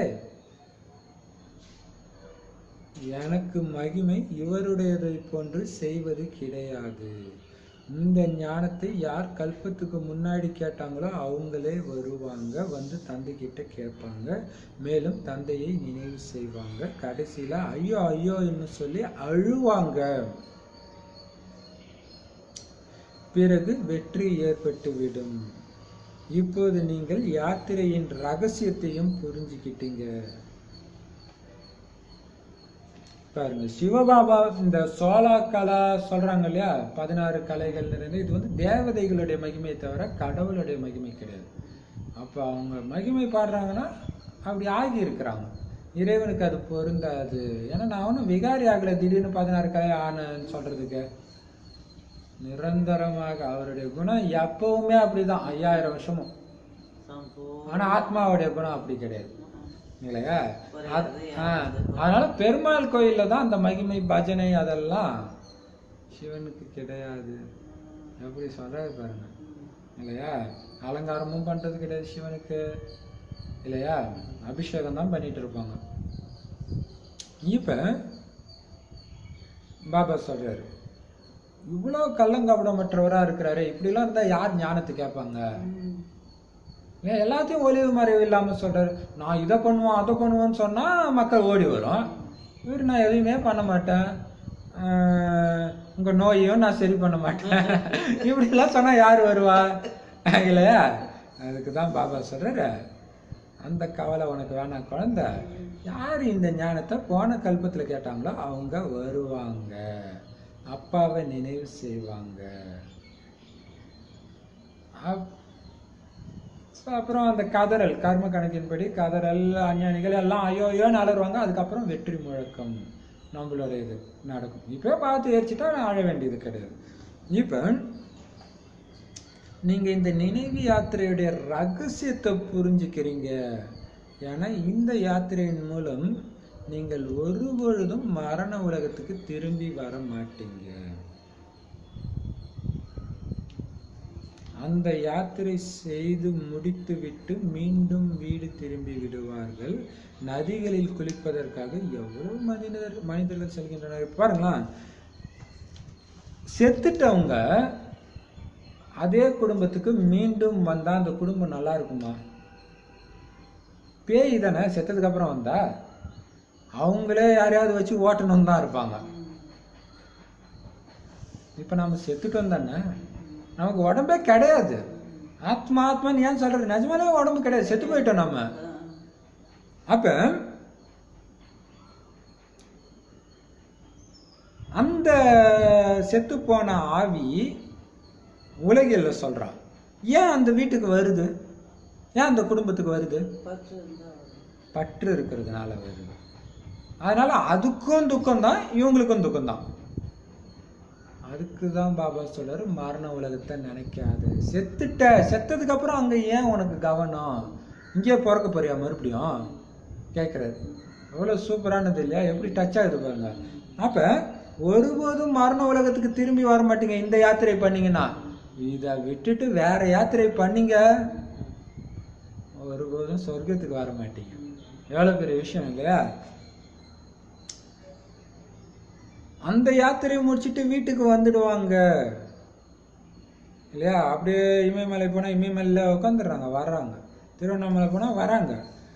நதிகளில் குளிப்பதற்காக எவ்வளவு மனிதர்கள் போறாங்க பாருங்க. பக்தியுடைய விஸ்தாரம் எவ்வளவு இருக்குது. எப்படி மரம் மிக பெருசா இருக்குதோ, விதை அந்த அளவுக்கு சின்னதா இருக்கும். இது ஒரு பெரிய ஆச்சரியம் பார்த்தீங்களா? மரம் பெருசாக ஆக பார்த்தீங்கன்னா விதை சின்னதா இருக்கும். ஆலமரம் பெருசா இருக்கும், ஆலமரத்துடைய விதை எப்படி இருக்கும்? எவ்வளவு ஆச்சரியமா இருக்குது இல்லையா? அதுதான் ஞானம், அப்படிதான் இருக்குது. விஸ்தாரம் தான் பக்தி. ஞானம் சாரம், பக்தி விஸ்தாரம். பெருசா இருக்குது, ஆனா அதோடைய விதை எங்க இருந்து வந்தது? மண் மன பவ, இதுல இருந்து வர்றதுதான் எல்லாமே. இப்போ பாபா சொல்றாரு, எல்லா மதத்திலுமே நினைக்கிறதானே கற்றுக் கொடுக்குறாங்க, கடவுளை நினைக்கிறதானே சொல்றாங்க. எல்லா மதத்திலுமே எப்படின்னு தெரியல, அதுக்காக சுத்தி அப்படியே வளைச்சு விஸ்தாரமா கதையெல்லாம் வச்சுட்டாங்க. அப்ப கரெக்டா அந்த மண்மனாபாவம் தான் எல்லாத்திலுமே. அதே மாதிரி பக்தியின் விஸ்தாரம் பாருங்க எவ்வளவு இருக்குது. ஒரே ஒரு துளி ஞான குளியலும் சத்கதி ஏற்படுத்திடும். பக்தியில இறங்கி இறங்கி அரை கல்பம் ஆகிடுது. இங்க ஏணியில ஏறுறதுக்கு உங்களுக்கு ஒரு வினாடி தான் ஏற்படுது. லிஃப்ட் எவ்வளவு நன்றாக இருக்குது. சூப்பரா சொல்றாரு பாத்தீங்களா? பக்தி கடல் போய் குளிக்கிறாங்க, நதியில குளிக்கிறாங்க, கடல்ல குளிக்கிறாங்க, ஆத்மா தூய்மை ஆகல. ஆனா இந்த ஞானத்தின் ஒரு துளி பட்டவனே தூய்மை ஆகிறாங்க. எப்படி சூப்பரா சொல்றாரு பாருங்க. அதே மாதிரி 2500 வருஷம் பக்தி செய்யறாங்க, இறங்கிக்கிட்டே வராங்க. இறைவன் வந்துட்டார், அவருக்கு முன்னாடி உட்கார்ந்துட்டு இருக்கிற அந்த ஞானம் முதிச்சு அடுத்த செகண்டா என்ன ஆயிடுது? ஏற ஆரம்பிச்சிடுறாங்க. அது வரைக்கும் இறங்கின்னு இருந்தவங்க டக்குன்னு கிடைக்கிறது நிஜமா அவ்வளவு பெரிய பாக்கியம். கடைசியில ஒரு சொட்டு விட்டா ஜீவன் முக்தி அடைஞ்சிருவாங்கன்னு கங்கை நீர். இந்த கங்கை நீர் இல்லையா? ஸோ கடைசியில தான் அது கிடைக்கும். அப்ப பாருங்க, பக்தியிலுமே கடைசியில சொல்லுவாங்களே, இதெல்லாம் வயசான அப்புறம் பார்க்க வேண்டியது. கரெக்ட் தான். இப்ப வயசாயிடுச்சு, முடிஞ்சிச்சு, எல்லாம் முடிஞ்சு போச்சு. இப்ப உலகமே முடிய போகுது, உலகத்துக்கே வயசாயிடுச்சு. இப்ப ஞான கங்கை வாயில விடாம எப்ப விடுறது இல்லையா? இப்ப வாபஸ் சொல்றாரு, இந்த ஏணில ஏறதுக்கு ஒரு வினாடி தான் ஏற்படுது. லிஃப்ட் எவ்வளவு நல்லா இருக்குது பாருங்க. கீழே கட்டாந்தரையில ஊந்து கிடக்குறோம் அந்த ஏணிப்படியில.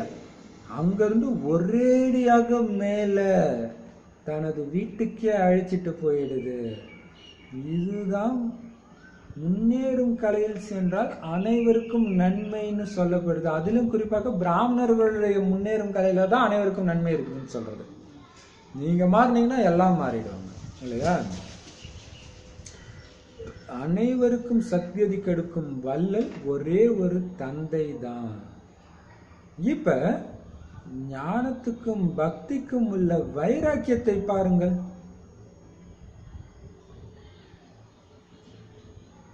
ஞானம், பக்தி, வைராக்கியம் அல்லவா?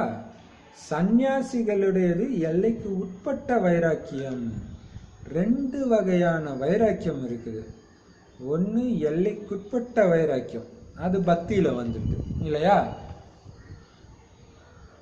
ஒரு நாள் ஃபுல்லாக சாப்பிடாம இருக்கிறாங்க, அதெல்லாம் வைராக்கியம் தான் இல்லையா, எல்லைக்குட்பட்ட வைராக்கியம். அது சாது சன்னியாசி குடும்பத்தை விட்டு போகிறாங்க, அதுவும் எல்லைக்குட்பட்ட வைராக்கியம். அடுத்த வைராக்கியம் என்னது, அந்த எல்லைக்குட்பட்ட வைராக்கியத்தினால யாருக்குமே சத்கதி ஏற்படுறது கிடையாது, ஒன்றும் ஆகாது. அதனால அல்சர் வந்தால் தான் உண்டு அங்கே பட்டினி கிடக்கிறதுனால இல்லையா.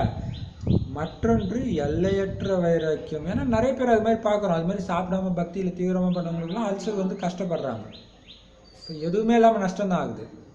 இன்னொன்று எல்லையற்ற வைராக்கியம், இதன் மூலமாகத்தான் உங்களுக்கு சத்கதி ஏற்படுது. பாபா என்னைக்காவது சாப்பிடாதுன்னு சொல்லியிருக்காரு. பாபா எவ்வளோ பெரிய விஷயம் இல்லையா, சொர்க்கத்தையே கொடுக்குறாரு. அப்போ இந்த எல்லைக்கு அப்பாற்பட்ட வைராக்கியத்தின் மூலம் சத்கதி ஏற்படுது. இப்ப சத்கதிக்காக சிரேஷ்டத்திலும் சிரேஷ்டம் ஆகிறதுக்காக குழந்தைகளாகிய உங்களுக்கு ஸ்ரீமத் கிடைக்குது. அப்போ இந்த உயர்ந்த வழி எதுக்கு கொடுக்கிறாரு, ஸ்ரீமத்து, உயர்ந்ததிலும் உயர்ந்தவரை ஆக்குறதுக்காக. இந்த ஸ்ரீமத் மூலமாகத்தான் இப்ப சிரேஷ்ட உலகம் ஸ்தாபனை ஆகிட்டு இருக்குது. இந்த தரம் தாழ்ந்து விட்ட உலகம் ராவணனுடைய வழியில இருக்குது. நாம சிரேஷ்டமாகி கொண்டிருக்கிறோம்ன்ற விஷயத்த நீங்க மட்டும்தான் தெரிஞ்சிருக்கிறீங்க. ஒட்டுமொத்த உலகம் பட்டு பாதாளத்தை நோக்கி போயிட்டு இருக்குது இப்ப, ராவணனுடைய வழி. ஆனா உங்களுக்கு மட்டும்தான் ஒரு ரகசியம் தெரியும், நாம ஏறிட்டு இருக்கிறோம், எல்லாம் இறங்கிட்டு இருக்கிறாங்க, நாம பறந்துட்டு இருக்கிறோம். இதுதான் அந்த சிவனுடைய அடியும் முடியும் தேடி போன மாதிரி ஒரு கதை வருமே. பிரம்மாவும் மகாவிஷ்ணுவும் யார் மேலே போவா, யார் கீழே போவா? கிருஷ்ணர் வந்து கீழே போவார், மகாவிஷ்ணு. பிரம்மா அன்னப்பறவை எடுத்துட்டு மேலே போவார். பிராமணர்கள் ஏறும் கலையில போயிட்டு இருக்கிறோம் இல்லையா, அதோடைய ரகசியம் தான் அது.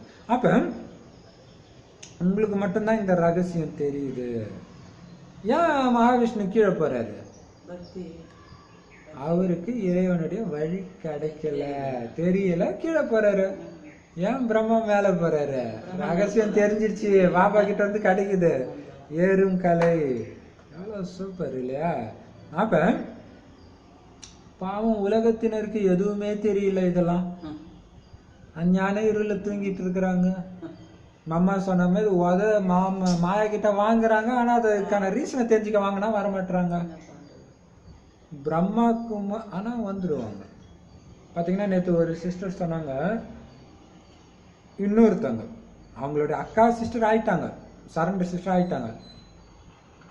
அதாவது அவங்க தங்கச்சிக்கு வந்து தங்கச்சியோ அக்காவோ தெரியல, அவங்களுக்கு இந்த பிரம்மகுமாரினாலே பிடிக்காது, எரிஞ்சு விடுவாங்களாம், வீட்டுக்கு வந்தா வான் கூட கூப்பிட மாட்டாங்களாம். அவங்களுக்கு இப்ப ஏதோ உள்ளுக்குள்ள ஏதோ அசுத்தாத்மாவோ ஏதோ போய் ரொம்ப நரக வேதனைப்படுறாங்க, ஆஸ்பத்திரியில் இருக்காங்களோ, அவங்களே ஃபோன் பண்ணி கூப்பிடுறாங்களாம். எங்களுக்கு ஒண்ணுமே புரியலையா. சொல்றாங்களாம், எனக்கு உன் ஞாபகமாவே வந்துட்டு இருக்குது, நான் பிரம்மகுமாரி சென்டருக்கு போயிட போறேன். இப்போ அவங்களுக்கு அனுபவம்லாம் ஆகுது, ஆத்மா உடம்பு விட்டு மேலே வந்து அப்படியே இருந்துச்சான். அப்போ அவங்க தீவிர பக்தி தான். இப்போ என்னென்னமோ மந்திரம் சொல்லி பார்த்தாங்களாம், ஒன்றும் அவங்களுக்கு பயம் வந்துடுச்சான். என்ன இப்படி ஆயிடுச்சு, உடம்பு கீழே இருக்குது, என்னால் வர முடியல, அப்போ பயந்துட்டு இருக்கிறாங்களாம். என்னென்னமோ சொல்லி பார்க்குறாங்களாம், இன்னும் முடியல. தென்னாடுடைய சிவனே போட்டிருந்தாங்களாம், டக்குன்னு வந்துச்சான். அப்போ வந்துச்சு, அதோட பக்தி அவங்களுக்கு முடிய போகுதுன்னு அர்த்தம் இல்லையா. இப்போ அப்படி ஒரு தியேட்டர்ல இருக்கவங்க அவ்வளோ பதற்றத்தில் இருக்கிறாங்க. இந்த நாடகம் எவ்வளோ அதிசயமான நாடகம் பாருங்க. அதான் பாபா சொல்றாரு, நாடகத்தில் பதிவானா வந்துடுவாங்க, நீ ஏன் தலையை உடச்சிக்கிறேன்ற, உன் வேலையை சொல்லிட்டு போயிட்டே இரு இல்லையா. சூப்பர். இப்போ பாபா சொல்றாரு, உங்களுக்கு தான் தெரியும் ஏறும் கலை முன்னேறும் கலைன்னு. எல்லாம் ராவணன் வழியில கீழே இறங்கிட்டு இருக்கிறாங்க. உலகத்தினர் முற்றிலும் அறியாமல் இருக்கிறாங்க. பிரம்மா குமாரிகள் விநாசம் ஏற்படுத்தக்கூடியவர்கள்னு உங்களை சொல்றாங்க. இவங்க என்னப்பா எல்லாம் உலகம் அழியும்னு சொல்லி இவங்க சொல்றதே நடந்துரும் இருக்குது, அப்படி புரிஞ்சுக்கிறாங்க. ஆனா உங்களுக்கு தெரியும் உண்மையில விநாசம் ஏற்பட்டே ஆக வேண்டும். இதன் மூலம்தான் நன்மை ஏற்படும். உலகத்தின் நன்மையே அதுல தான் இருக்குது. அதுக்கு தான் இப்ப சொல்றாரு, பயப்படாதீங்க, உங்களுக்கு ஒன்றும் ஆகாது. ஏன்? நீங்க அழியக்கூடிய உடல் இல்லை. கடைசியில அது சொல்றதுக்கு காரணம் அதுதான். அழிய போற நேரத்துல தான் நீங்க அழியக்கூடியவங்க இல்லைன்றதை ஞாபகப்படுத்துறாரு, குழந்தை பயந்துடக்கூடாதுன்ட்டு. எவ்வளவு பெரிய விஷயம் இல்லையா பாபா? எவ்வளவு. அப்ப கல்யாணக்காரி தந்தை வரார்னா மகாபாரத யுத்தம் ஏற்பட்டு விடுகிறது. பிரம்மா குமாரிகள் விநாசம் செய்வார்கள்னு நாம கூறியிருந்தோம் அல்லவா அப்படின்ட்டு சொல்லுவாங்க. கடைசியில சொல்லுவாங்க, சொன்ன பத்தியா பிரம்மகுமாரிகள் தான் இதை பண்றாங்க. ஏன்னா கடைசியில நம்ம காட்சியெல்லாம் கிடைக்கும்ல அவங்களுக்கு. அப்ப சொல்லுவாங்க, நாங்க சொன்னோம்ல பாருங்க அவங்க தான் ஏதோ பண்றாங்க அப்படின்னு சொல்லுவாங்க. அரைக்குறைய ஞானத்தை கெட்டு போயிடுறாங்கல்ல அவங்க. அப்ப ஏன்னா உள்ளுக்குள்ள அந்த ஞானம் ஆழமா பதிஞ்சிடும் அவங்களுக்கு, அந்த உலக அழிவுன்றது பதிஞ்சிடும். அதுதான் கடைசியில குழந்தை பெற்றுக்கும் போது கல்யாணம் பண்ணி வைக்கும்போது மனசுக்குள்ள அவங்களுக்கு அந்த முழு சந்தோஷம் இருக்காது. ஏன்னா உண்மை தெரிஞ்சிச்சு. அதனால இப்ப உண்மையில விநாசம் ஆகியே தீரணும். பழைய உலகம் விநாசமாகிடும், நாம புது உலகம் ஸ்தாபனை செய்யறோம். பழையவற்றிற்கு பிறகு அவசியம் புதிது ஏற்படும். கல்ப கல்பமாக இந்த விநாசம் ஏற்படத்தான் செய்யுது. அதோடைய மிச்சம் தான் மொஹஞ்சதாராக அழிவு, அந்த இதெல்லாம். சரி, இப்போ கல்ப கல்பமாக இது நடக்க தான் செய்யுது ஒவ்வொரு 5000 வருஷத்துலையும். ஏன்னா அது நடந்தாதான் பாரதத்தின் சொர்க்கவாசல் திறக்கப்படும். ஸோ சொர்க்கவாசலை திறக்கிறதே அந்த அழிவு தான். இப்போ அதில் தானே நன்மை இருக்குது. எவ்வளோ ஆச்சரியமா இருக்குல்ல. பாரதத்துல பிறந்ததா சிவனை, தென்னாட்டு சிவனே போச்சுருக்காங்களா? எதுக்கு தென்னாடுன்னு? அது பக்தியில ஆராய்ச்சி பண்ண தேவை, விட்டுருங்க, அது பக்தி. சரி, அப்ப பாபா சொல்றாரு, அப்பதான் பாரதத்தில் சொர்க்கவாசல் திறக்கப்படும். ஆனா அவங்க எப்படி புரிஞ்சுக்குவாங்க? நாளடைவில் அதிகம் புரிந்து கொள்வார்கள். தந்தை வருகின்ற பொழுது முழு பழைய உலகமும் விநாசமாகிவிடும். உங்களுடைய இயேசுவோ புத்தரோ நபியோ நான் இந்த உலகத்தை நான் வரும்போது உலகம் அழிஞ்சிடும் அப்படின்லாம் சொன்னது கிடையாது. கடவுள் தான் அதை சொல்ல முடியும் இல்லையா சொல்றாரு. அப்ப தந்தை வரும்போது பழைய உலகம் விநாசம் ஆயிடும்னா புது உலகத்தை படைக்க தானே வராது. அப்ப அழிச்சு தானே அதை படைக்க முடியும். இதையும் நீங்க மட்டும்தான் தெரிஞ்சுக்கிறீங்க, வேற யாருமே தெரிஞ்சுக்கல. வெற்றி பாண்டவர்களுக்கு ஏற்பட வேண்டும், ஏற்படும் சொல்லல, ஏற்பட வேண்டும். எங்க அம்மா அடிக்கடி சொல்லுவாங்க, இன்னைக்கு கூட சொன்னாங்க, என்னமோ ஒரு கதை நான் கேட்டேன், ஏகலைவன் கதை. ஏகலைவன் அந்த விரலையே தெரியாம அம்பு இது கட்டுட்டு அந்த இது பண்ணிட்டாங்க. அப்புறம் கர்ணனுக்கு அம்பு இதை ஸ்ரீகிருஷ்ணர் அவருடைய குருவுடைய காலுக்குள்ள குடஞ்சி வண்டா போய் கர்ணன் சத்திரியன் இல்லைன்னு தெரிஞ்சு சாபம் கொடுக்கறது. இதெல்லாம் ஏன் பண்ணாரு கிருஷ்ணர்னா அவருக்கு முன்னாடியே தெரியுமா பாரதம் ஏற்படும் பின்னாடி, இவெல்லாம் வந்துடக்கூடாது அப்படின்ட்டு. இங்க பாபாவுடைய பாஷையை பாருங்க, பாண்டவர்களாகிய உங்களுக்கு வெற்றி ஏற்பட வேண்டும். அதே மாதிரி எல்லாம் பாபா பேசுறதுமே இல்லையா? சூப்பரா இல்ல? அதான் இனிமையானவர்கள்னு சொல்றாரு. பாபா தான் சொல்றாரு, கிறிஸ்தவர்கள் ஒண்ணு சேர்ந்தாங்கன்னா உங்களால ஒண்ணுமே பண்ண முடியாதுன்றாரு. ஆனா நாடகத்துல அது இல்லை, இல்லாட்டினா உங்களால ஆள முடியாதுன்றாரு. அப்ப அதுல ஏதோ ரகசியம் இருக்குது இல்லையா? அப்ப பாருங்க, மற்ற ஏன்னா அவங்க தான் உலகத்தை அழிக்கிறதுக்கு பொறுப்பாயிடுறாங்க. இல்ல வேண்டாம், நாம எல்லாரும் இந்த அணுகுண்ட ஒன்னா அழிச்சிடலாம்னு நினைச்சிட்டாங்க ஒரு வேலைன்னா கிறிஸ்தவர்கள் ஆட்சியும் நம்மளால பிடிக்க முடியாது. இப்ப கிறிஸ்தவர்கள் ஆட்சி தான் உலகம் ஃபுல்லா, அவங்க தான் உலகத்தை ஆண்டுட்டு இருக்கிறாங்க, பிடிக்க முடியாது. ஆனா நாடகத்துல அது இல்லை. இதுதான் பெரிய அதிசயம் இல்லையா? அப்ப தந்தை வரும்போது உலகம் விநாசம் ஆகிவிடும். உங்களுடைய இந்த யஜ்யம் மிகவும் ஆச்சரியமானது. இதுல ஆகுதி ஏற்பட வேண்டும். இந்த லைன் நான் மறந்துட்டேன். சரி, இந்த யஜ்யம் பாபா நேத்து சொன்னார் இல்லையா, எங்கேயாவது யஜ்யம்ன்ற பேரை பயன்படுத்துறாங்களா எந்த யோகா சென்டர்லயாவது? இங்கதான் யஜ்யம்ன்றீங்கல்ல, யாகம். இதுல ஒரு பக்கம் பழையதெல்லாம் எரியவும் செய்யுது, விநாசமும் ஆகுது. ஸோ இதுல எல்லாமே ஆகுதி ஏற்படணும். இதையும் நீங்க மட்டும்தான் தெரிஞ்சிருக்கீங்க, வேற யாரும் தெரிஞ்சுக்கல. வெற்றி பாண்டவர்களுக்கு ஏற்பட வேண்டும், மற்ற அனைவரும் அழிந்து விடுவர். பாண்டவர்களாகிய நீங்க மட்டும்தான் இருப்பீங்க. பிறகு புது உலகத்துல ராஜ்யம் செய்வீங்க. இந்த ஞானம் மிகவும் அதிசயமானது, கற்பனைக்கே எட்டாத ஞானம். உலகமே அழியும், வெறும் பாண்டவர்கள் மட்டும்தான் இருப்பாங்கன்றது எவ்வளவு ஆச்சரியமான விஷயம். வெறும் பிரம்மகுமாரிகள் மட்டும்தான் இருப்பாங்கன்னா இது எவ்வளவு பெரிய விஷயம். நினைக்கவே எப்படி இருக்குது இல்லையா? எந்த அணுகுண்டும் அவங்கள ஒன்றும் பண்ணல, எவ்வளவு பெரிய விஷயம். அப்ப இதுல கிறிஸ்தவர்கள் சொல்லிப்பாங்க நமக்கு ஒன்றும் ஆகாது, மற்றவங்களுக்கு தான் ஆகும். அவங்க எந்த அர்த்தத்துல அப்படி புரிஞ்சுக்கிறாங்க தெரியல. சரி, இப்ப பாப்பா சொல்றாரு, பாண்டவர்களாகிய நீங்க மட்டுமே இருப்பீங்க, புது உலகத்துல ராஜ்யம் செய்வீங்க. எவ்வளவு அதிசயமான ஞானம். அனைவரின் துக்கத்தையும் நீக்கி சுகத்தை கொடுப்பவர், சத்கதி கொடுக்கும் வல்லல் ஒரே ஒரு தந்தை தான்.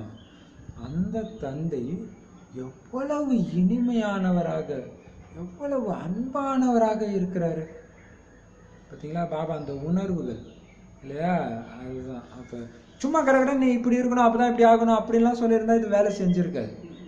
அது சொல்ற நிறைய மாத்த அந்த யோகத்துல அப்படியே கண்ணில் தண்ணி வருமா அந்த அன்புல மூழ்கி. அப்ப அதான் இந்த ஒரே வாணி தான். ஆனா இதை எல்லாரும் ஒரே மாதிரி புரிஞ்சுக்க மாட்டாங்க. ஒன்றும் பயங்கரமா அந்த சிஸ்டர் ஒன்று சொன்னாங்க இன்னைக்கு, ஆச்சரியமாயிடுச்சு, இப்படியெல்லாம் அவங்க யோகா பண்றாங்களான்ட்டு. எப்படி சொல்றாங்கன்னா, ஒரு குணத்தை எடுத்துக்குவாங்க, ஒரு நாளைக்கு ஒரு குணம் எடுத்துக்கிட்டு 36 தெய்வீக குணங்கள் இருக்குல்ல, அதுல ஒன்று உதாரணத்துக்கு அன்பு எடுத்துக்கிறாங்கன்னா சக்கரத்தை அன்பு வச்சு சுற்றுவாங்களாம். ஆச்சரியமாச்சு. அப்போ எவ்வளோ டச் பண்ணி எப்படி பண்ணியிருக்கிறாங்க பாங்க. அந்த ஆத்மா குப்தமா இருந்தால் அவங்க சொல்றதன் மூலமாகத்தான் நானே எல்லா இதுவும் இப்படி பண்ணுங்கன்னு சொல்லிட்டு இருக்கிறான். ஆனால் அவங்க தன்னை மறைமுகமாகவே வச்சுக்கிறாங்க. இப்போ எவ்வளோ பதவி இருக்கும் இல்லையா? அவங்க சொல்றாங்க அன்பு எடுத்துக்கிட்டு, நான் சத்தியுகத்தில் அன்பு கடலாக இருந்த சிவனுக்கு ஈக்குவலா இவ்வளோ பெரிய ராஜ்யம், எவ்வளோ சுகம் எனக்கு இருந்துச்சு. அப்படியே அன்பு, என்னுடைய அன்பு பார்வைக்காக இயற்கை இயங்கிச்சு, பிரஜைகள் இயங்கினாங்க, எல்லாம் இயங்கினாங்க. அப்படி அன்பு அள்ளி அள்ளி தானம் கொடுத்துக்கிட்டே இருந்தேன். திரேதா யுகத்துக்கு வந்தேன், அப்பயும் அன்பு தான், ஆனால் கொஞ்சம் கம்மியாக கொடுக்க ஆரம்பிச்சிருக்கிறேன், ஏன்னே தெரியல. துவாபர யுகத்துக்கு வர ஆரம்பிக்கிறேன், கலியுகத்து ராஜாவாக்குறேன் ஆகிறேன். அப்ப என்னுடைய ராஜ்யத்துக்கு வாரி வாரி அன்பு கொடுக்குறேன். ஆனால் என்னுடைய ராஜ்யத்துக்கு மட்டும்தான் கொடுக்குறேன். எல்லையற்ற அன்பு என்ன ஆகுது, குறையுது இல்லையா? என்னுடைய ராஜ்யத்துக்கு மட்டும் கொடுக்குறேன். அப்புறம் பிறவி எடுக்கிறேன், பெரிய பணக்காரனா, ஒரு கிராமத்துடைய பெரிய தலைவரா, மிராசு அந்த மாதிரி இருக்கிறேன். என்னுடைய கிராமத்துக்கே வாரி வாரி வழங்குறேன். ஆனா என்னுடைய கிராமத்துக்கு மட்டும்தான் குறையுது. சுகமா இருக்கிறேன், பட் எந்த அளவுக்கு குறையுதோ அடுத்தது என்ன ஆகுது, பெரிய பணக்காரனா அப்பயும் பிறக்கிறேன். அன்பா இருக்கிறேன் என்னுடைய உற்றார் உறவினர்களுக்கு, அப்படி இருக்கிறேன். அப்புறம் ஜென்மம் எடுக்கிறேன், அன்பா இருக்கிறேன் என் குடும்பத்துக்கு மட்டும். என்னது கொஞ்சம் கொஞ்சமா வந்துடுச்சு, அன்பு குறைய ஆரம்பிக்குது. அப்புறம் வரேன், எனக்கு மட்டும்தான் நான் அன்பா இருக்கிறேன், யாரை பத்தியும் கவலை இல்லை, என்ன வேணாலும் பண்ணுவேன் எனக்காக, அப்படி ஆயிடுது. ஸோ இதனால நான் எவ்வளவு கலைகளை இழக்கிறேன். இப்ப பாபா கிடைச்சாரு, சொல்றாரு, குழந்தை எல்லைக்கு அப்பாற்பட்டு கொடுத்த சொத்தை எல்லைக்குட்பட்டு ஆக்கிட்டியே, நீ வள்ளல் சிவனுடைய குழந்தை, அள்ளி குடு. இப்ப எனக்குள்ள அன்பை தொலைச்சிட்டு எல்லைக்குட்பட்டு ஆயிடுச்சா, தொலைச்சிட்டு எல்லாருக்கிட்டையும் தேடுறேன், நீங்க எனக்கு அன்பு கொடுங்க, நீங்க எனக்கு அன்பு கொடுங்க. உதையா வருது எல்லா இடத்துலயும், ஏமாற்றம், துக்கம் துட்டிச்சிட்டு இருக்கும்போது அப்படியே அந்த துக்க கடல்ல இருந்து பாபா தூக்குறாரு. தூக்கி, குழந்தை நீ கொடுக்கிறவ, நீ எதுக்கு பிச்சை எடுத்துட்டு இருக்கிற, உனக்குள்ள இருக்குது அன்பு சுரங்கத்தை எழுப்பு, தட்டி கொடுக்குறாரு. இப்ப நான் எல்லாருக்கும் கொடுக்குறேன். சத்தியுகத்துல எப்படி எல்லைக்கு அப்பாற்பட்டு கொடுத்தனோ அந்த மாதிரி கொடுக்குறேன். அனைத்து ஆத்மாக்களுக்கும், இயற்கைக்கு, 3 உலகத்துக்கும் கொடுக்குறேன். இதை நாம் என்னைக்காவது பண்ணியிருப்போமா? இப்படி எவ்வளோ பெரிய அப்போ இந்த வாட்ஸ்அப் வந்ததுக்கப்புறம் நமக்கு இவ்வளோ பெரிய இதெல்லாம் கிடைக்குது. அப்போ நிறைய ஆத்மா இதே மாதிரி இருப்பாங்க, நமக்கே தெரியாது. இப்போ எவ்வளோ பெரிய விஷயம் இல்லை. இதை சொல்ல சொன்னாங்க, ப்ராக்டிஸில் சொல்ல சொன்னாங்க. அந்த ப்ராக்டிஸில் எப்படி எடுத்துகிட்டு வர்றதுன்னு தெரில. வானிலை சொல்லி ஸோ வானிலே நிறைய பேர் பார்ப்பாங்க. சரி, இப்போ பாபா சொல்கிறாரு, வள்ளல் சிவபாபா சுகத்தை கொடுக்குறவர் சிவபாபா மட்டும்தான். அவர் எவ்வளவு இனிமையானவர் பாருங்க. அந்த அன்பானவரான்னு சொல்லும் போது டக்குன்னு அது ஞாபகம் வருது. இல்லை, எவ்வளவு இனிமையானவரா, எவ்வளவு அன்பானவரா இருக்கிறாரு. அவர் நேற்று சொன்னாரு, எனக்கு இந்த நேற்று இல்லை, இதுக்கு முன்னாடி சொன்னார், இந்த உலகத்துல கெட்டவங்கன்னு எனக்கு யாருமே தெரியலன்றார். எவ்வளவு இனிமையானவர், எவ்வளவு அன்பானவர். இனிய பாபா, நீங்க வரும்போது உங்ககிட்ட நாங்க பலி ஆயிடுவோம்னு நாம சொல்லிட்டு இருந்தோம். எனக்கு உங்களை தவிர வேற யாருமே இல்லை பாபா. வீட்டை விட்டுட்டு இங்கேயே வந்து அமர்ந்துடணும் அப்படின்னு இதோடைய அர்த்தம் கிடையாது. குடும்ப விவகாரங்கள்ல இருங்க. 7 நாள் பாடம் எடுத்துட்டு பிறகு நீங்க எங்க போனாலும் மன்மனா பாபாவாக இருங்க. அப்படின்னு என்ன அர்த்தம்? தந்தையை நினைவு செஞ்சுக்கிட்டே இருங்க, ஆஸ்தி அடையணும். 7 நாள் கோர்ஸ் கேட்டுருங்க, உங்களுக்கு உங்க இடத்த தேடி வாணி வந்துடும்னு சொல்லிட்டாரு பாபா. இப்போ அதுவும் இன்டர்நெட்ல வந்துச்சு, எல்லாமே ஆயிடுச்சு. 7 நாள் கோர்ஸ் கேட்டுட்டு எல்லாம் சென்டர்ல வந்து உட்காந்துக்கணும், மதுபன்ல உட்காந்துக்கணும்னு அவசியம் கிடையாது. 1 நாள் போங்க, நினைவு மட்டும் பாபா கிட்டே இருங்க. அப்பதான் முழு ஆஸ்தி அடைய முடியும். நினைவு யாத்திரையிலே இருக்கணும். இது ஒண்ணுதான் பாபா நமக்கு கொடுக்குற கட்டளை. ஸ்ரீமத்துனா இதுதான் ஸ்ரீமத்து, ஒரிஜினல் ஸ்ரீமத்து. பாபா கொடுக்குற முதல் கட்டளை அவர் நினைவிலே இருங்க, தூய்மையா இருங்க. யோகி பாபா, பவித்ர பாபா, இதுதான் முதல் ஸ்ரீமத்து. இப்ப பாபா சொல்றாரு, இதன் மூலமாகத்தான் உங்களுடைய படகு கரை சேரும். மற்றது எல்லாத்தையும் பிடிச்சிட்டு கடைசியில் இதை விட்டுட்டோன்னா படகு கரை சேராது. தூய்மையாக இருக்கணும்னு உங்களுக்கு தெரியும். அசுத்த உணவுகளை சாப்பிடக்கூடாது. முரளி கிடைக்கவே செய்யுது. இதுதான் படிக்கும்போது எனக்கே ரொம்ப கஷ்டமா இருக்கு. ஏன்னா ஒரு ஆத்மா, ஒரு சிஸ்டரு பாபா ஞானம் அவ்வளோ புரிஞ்சிருச்சு. பாபானா அவ்வளோ அன்பு, உயிர். ஆனா பாருங்க, அவங்க ஸ்ரீலங்கா வேலை, வீட்டு வேலை செய்கிறாங்க. எதில் துபாயில். அங்கே கறி தான் சாப்பிட்டாங்க. நம்ம இஷ்டப்படி நான் வெஜிடேரியன் சாப்பிட்றேன், ஏன்னா அங்கே அது மாதிரி பிள்ளை இருக்குது. ஃபுல் டீட்டெயில் போத்தால அங்கே அப்படி தானா, அதுதான், ஏன்னா அப்படிதான். இப்போ நான் எப்படின்னா வாணி எடுத்து படிக்கிறது. பாபா இப்படி எச்சரிக்கை கொடுத்ததுக்கப்புறம் எனக்கு அப்படி வருத்தமாக இருக்குது, நான் குழப்பமாக இருக்குது. நான் வேற வழியும் கிடையாது. இப்போ என்ன பண்ண முடியும் இல்லையா? சரி, இப்போ பாபா சொல்கிறார், அசுத்த பார்த்தீங்கன்னா இன்னைக்கு தான் சொன்ன பாபா இன்னைக்கே சொல்கிறாரு. பாவம், என்ன பண்ணுறது தெரியல. அப்புறம் நான் சொன்னேன், எப்பயாவது வெஜிடேரியன் சாப்பிடுங்க, சாப்பிட்ருங்க. சாப்பிட்டு அதுக்கு என்ன சொல்கிறாங்க, சரி அப்படியே வெஜிடேரியன் சாப்பிட்டாலும் அவங்க அந்த அசுத்த உணவெல்லாம் செய்கிற அந்த தட்டில் தானே சாப்பிடணும் அப்படி சொல்கிறாங்க. சரி சரி, பாபா சொல்கிறார், அசுத்த உணவுகளை சாப்பிடக்கூடாது. முரளி கிடைக்கவே செய்கிறது. சில நேரங்களில் முரளி கிடைக்காது. அந்த மாதிரி ஆபத்துக்கள், குழப்பமான சூழ்நிலைகள்லாம் ஏற்படும் பொழுது முரளி கிடைக்காது. இப்பவே கடைசியில எனக்கு முரளி கொடுங்க, முரளி கொடுங்கன்னா எங்க வரும்? இப்ப வாங்க, ஃப்ரீயா இருக்கும்போது கூப்பிடும்போது வராம கடைசியில கிடைக்காது. நீங்க இந்த கண்கள்னால எதெல்லாம் பாக்குறீங்களோ அது எதுவுமே இருக்காது. அது நம்ம கற்பனைக்கே எட்டலை எப்படி இருக்கும்னு. இப்போ மெட்ராஸ்ல தண்ணியில மூழ்கும் போதும் அப்படிதான். அப்ப என்ன முரளியா கிடைச்சிருக்கோம்? சென்டருக்கு அவங்க போயிருக்க முடியும். கரண்டே கிடையாது, நெட்ல கூட அவங்க கேட்க முடியாது. அப்ப அதுக்கு முன்னாடியே அவங்களுக்கு தாரணை ஆகி இருக்கணும். பா எப்படி இல்ல, எல்லா இடத்துலயும் நடக்கதான் செய்யும். எல்லாம் அது ஒரு ட்ரைலர் தான், கிட்ட வந்துருச்சுன்னு காட்டுறாரு, அவ்வளவுதான். இப்ப யாரோ சரி, அப்ப பாப்பா சொல்றாரு, இந்த கண்ணு ஏதோ சொன்னாங்க, ஏதோ ஒரு இடம் வந்து வெறும் 1/2 அடி தான் இருக்கு கடல் மட்டத்துக்கும் பூமிக்கும். வந்துருச்சுன்னா காலி அந்த பூமி. பாம்பே சொன்னாங்களா, பாண்டிய சொன்னாங்களா தெரியல. பாண்டி கூட மேல வந்துட்டு தானே இருக்குது இல்லையா?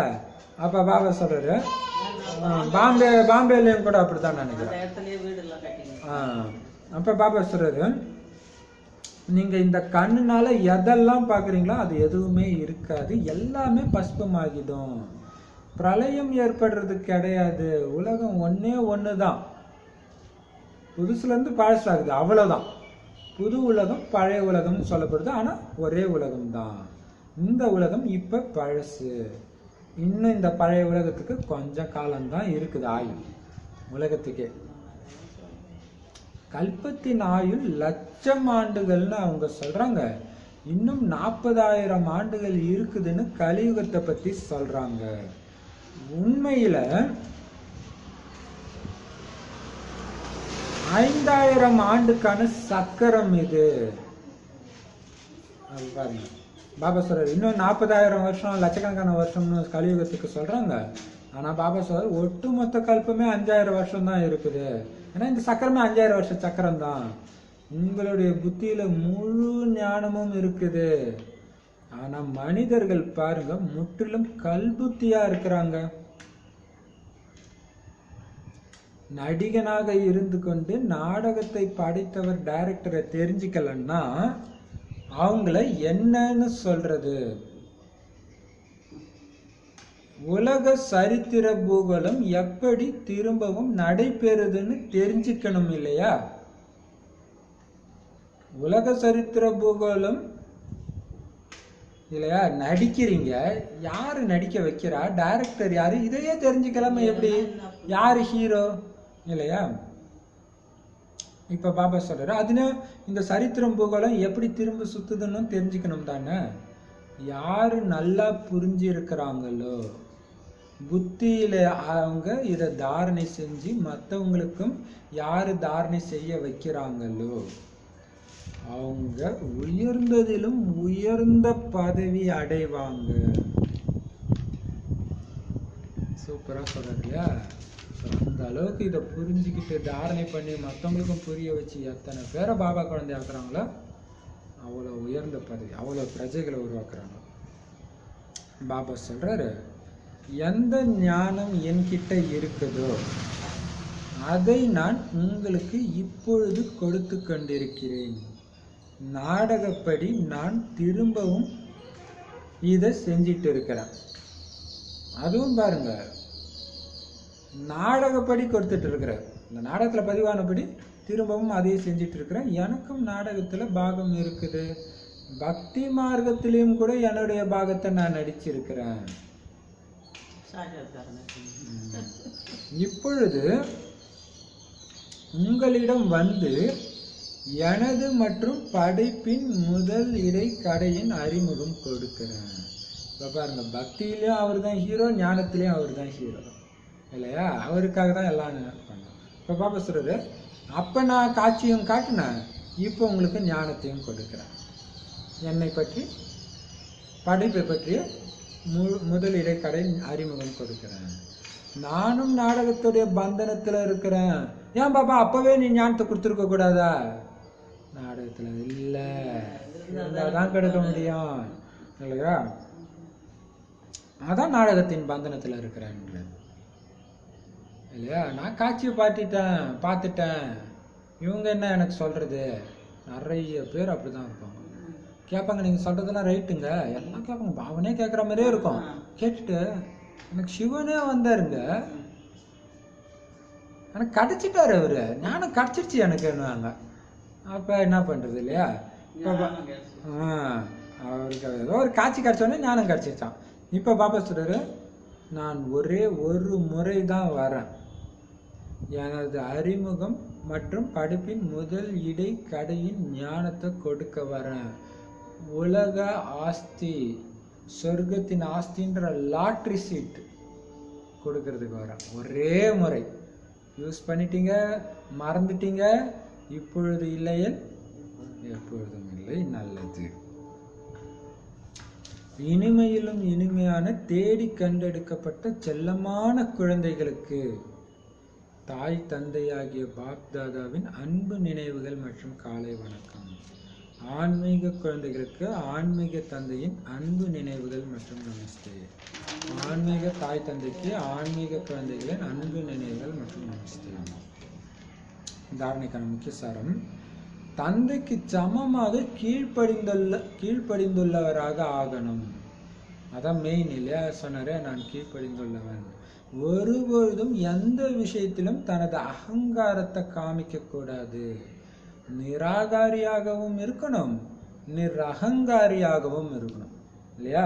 நிராகாரி நிரகங்காரியாகவும் இருக்கணும். அப்பதான் பாபாவுக்கு சமமானதுன்னு அர்த்தம். இப்ப பரந்தாமத்துல பாபா கூட இணைஞ்சு இருக்கிறோன்னா என்ன அர்த்தம்? பாபாவுக்கு சமமாக நிராகாரியாகவும் நிரகங்காரியாகவும் இருக்கணும். எந்த விஷயத்திலும் அகங்காரமே வெளிப்படக்கூடாதுன்றது. ரெண்டாவது, தந்தை, ஆசிரியர் மற்றும் சத்குருவுடைய வித்தியாசத்தை புரிஞ்சுக்கிட்டு நிச்சய புத்தி உடையவர்களாகி ஸ்ரீமத் படி நடக்கணும். ஆன்மீக யாத்திரையில இருக்கணும். பாபா நேற்று சொன்னார்ல, இருக்கிறதுல யார் உயர்ந்தவங்க? தந்தை, ஆசிரியர், குருல சத்குரு. அந்த குருவுக்கு துலாபாரம் செஞ்சு என்னென்னமோ பண்றாங்க, ஆனா அவர் ஒன்றும் கொடுக்கறது இல்லை. அப்ப இவர் எப்படிப்பட்டவர்? ஸோ அதை நீங்க புரிஞ்சுக்கிட்டு ஒரே தடவை தான் இந்த லாட்டரி சீட்டு ஸ்ரீமத் படி நடந்து ஆன்மீக யாத்திரையிலே இருக்கணும். வரதானம்: தனக்காகவும் அனைத்து ஆத்மாக்களுக்காகவும் சட்ட திட்டங்களுடன் இருக்கக்கூடிய சட்டத்தை உருவாக்குபவர் மற்றும் புது உலகை உருவாக்குபவர் ஆகுங்கள். அதுக்கு விளக்கம்: யார் தனக்குத்தானே சட்டத்தை நன்கு அறிந்தவர்களாக ஆகிறாங்களோ அவங்க தான் மற்றவர்களையும் சட்டத்தை அறிந்தவர்களாக ஆக்க முடியும். யார் சுயம் சட்டத்தை மீறுகிறார்களோ அவங்க மற்றவர்கள் மீது சட்டத்தை செலுத்த முடியாது. அதனால அதிகாலையிலிருந்து இரவு வரை மனதின் எண்ணங்களில், வார்த்தைகளில், செயல்களில் சம்பந்தம் மற்றும் ஒருவருக்கொருவர் உதவி செய்வதில் அல்லது சேவைகளில் ஒருபொழுதும் சட்டத்தை மீறவில்லை தானே அப்படின்னு தன்னைத்தானே செக் பண்ணுங்க. எப்பத்துல இந்த காலைல அமிர்தவளை ஏஞ்சதுல இருந்து தூங்குற வரைக்கும் உங்களுடைய எண்ணம் ஸ்ரீமத் மீறிய எண்ணங்களாக இல்லாம இருக்குதா? வார்த்தையில மீறலையா? செயல்ல மீறலையா? தொடர்புல மீறலையா? சகயோகம் கொடுக்கறதுல மீறலையா? சேவையில மீறலையா? செக் பண்ணுங்க. யார் சட்டத்தை உருவாக்குபவர்களோ அவங்க சட்டத்தை மீறுபவர்களாக ஆக முடியாது. யார் இந்த நேரத்தில் சட்டத்தை உருவாக்குவார்களோ அவங்களே அமைதி உருவாக்குபவர், புது உலகை உருவாக்குபவராக ஆக முடியும். பாபா எப்படி சூப்பரா சொல்றாங்க. ஈஸ்வரிய சட்டம் பாபா கொடுக்கிறார், அதே சட்டம் தான் நமக்கும். அப்ப அந்த சட்டத்தை கரெக்டா தெரிஞ்சு கரெக்டா ஃபாலோ பண்ணீங்க அப்படின்னா அவங்களால மட்டும்தான் மற்றவங்களையும் அந்த ஈஸ்வரிய ஸ்ரீமத்தை கொடுக்க முடியும். இவங்களுக்கே தெரியாம சும்மா ஸ்ரீமத்துன்னா தெரிஞ்சிடும் ஈஸியா இல்லையா? பாபா குழந்தைங்க வாணி இப்பதான் வாணியெல்லாம் கையிலே கிடைக்குது, அப்ப தெரிஞ்சிடும். அப்ப அவங்களுக்கு அந்த அதிகாரம் இருக்காது, கிளியரா தெரியும். அப்ப பாபா சொல்றாரு, யாரு தானே ஸ்ரீமத்தை மீறாங்களோ அவங்க மற்றவங்க மேல சட்டத்தை செலுத்த முடியாது. இது ஸ்ரீமத் கிடையாதுன்னு அவங்களால சொல்ல முடியாது. மனசே குறுகு இருக்கும், நாமளே ஃபாலோ பண்ணலையே அப்படின்ட்டு. அதனால பாபா சொல்றாரு, செக் பண்ணுங்க. மற்றவங்களுக்கு ஸ்ரீமத்தை கொடுக்கணும்னா நீங்க என்ன பண்ணணும்? காலையேன்னு தூங்குற வரைக்கும் எண்ணத்துல மீறி இருக்குன்னா, வார்த்தையில மீறி இருக்குன்னா, செயல்ல மீறி இருக்கிறனா, மெயின் என்ன? அது பாபா நினைவு இருக்கா? பாபா நினைவு மட்டும் கண்டினியூஸா இருந்தாலே ஸ்ரீமத் படி தான் எல்லாமே நடக்கும் இல்லையா? ஆத்ம உணர்வு பாபா. ஸோ அப்படி செக் பண்ணுங்க. யாருக்கும் துக்கம் கொடுக்கலையா? செக் பண்ணுங்க. அகங்காரம் இல்லாம இருந்தனா, பாபாக்கு சமமா இருந்தனா, அப்படி அப்போ நான் இப்படிதான் இருக்கணும்னு முதல்ல உங்களுக்கு நீங்க சட்டத்தை போடுங்க. நீங்களே போட்ட சட்டத்தை நீங்க உடைக்க மாட்டீங்க. பாபா ஏற்கனவே ஒரு வானிலை இதை சொல்லியிருக்காரு இல்லையா? நீங்களே சட்டத்தை போட்டு நீங்களே உடைக்கிறீங்களான்னு கேட்டேன். அப்ப இப்ப பாபா கையை தூக்குங்கன்றாரு, அதெல்லாம் அப்படிதான் இல்லையா? நான் சட்டம் போடுற மாதிரி. அப்புறம் நீங்களே மீறிட்டீங்கன்னா கேமரால ரெக்கார்ட் ஆயிடுச்சுன்னு பாபா. சரி, அப்ப அதனால இந்த நேரத்துல யாரு தான் இப்படிதான் இருக்கணும்ட்டு ஈஸ்வரிய சட்டத்தை உருவாக்கிக்கிறாங்களோ அந்த அதுக்குள்ள நடக்கிறாங்களோ அவங்க தான் அமைதியை உருவாக்குபவராகவும் புது உலகத்தை உருவாக்குறவராகவும் ஆக முடியும். என்னதான் நடக்கட்டும், நான் அமைதியாக தான் இருப்பேன், பரந்தாமத்திலேயே தான் இருப்பேன், சூக்ஷ்மதனத்திலே தான் இருப்பேன். இப்படி நீங்கள் சட்டத்தை போட்டிங்கன்னா, இந்த சட்டத்துக்குள்ளேயே நீங்கள் இருந்தீங்கன்னா கண்டிப்பாக அமைதி உருவாகும், புது உலகமும் உருவாகும். ஸோ இன்னைக்கு வரதானம் வித்தியாசமாக இருக்குது இல்லையா? சூப்பர். ஸ்லோகன்: காரியங்கள் செஞ்சாலும் காரியத்தின் நல்லது அல்லது கெட்டதின் பாதிப்பில் வராமல் இருக்கிறதுக்கு பேரு தான் கர்மாதீத்த நிலை அடைவதாகும். நேற்று சொன்ன ஸ்லோகம் ஞாபகம் வருதா? இதை படிக்கும்போது நேற்று இதை வச்சே தான் சொன்னார். இது கர்மங்கள் செய்யும்போது நான் விடுபட்டு இருந்தா கர்மயோகி.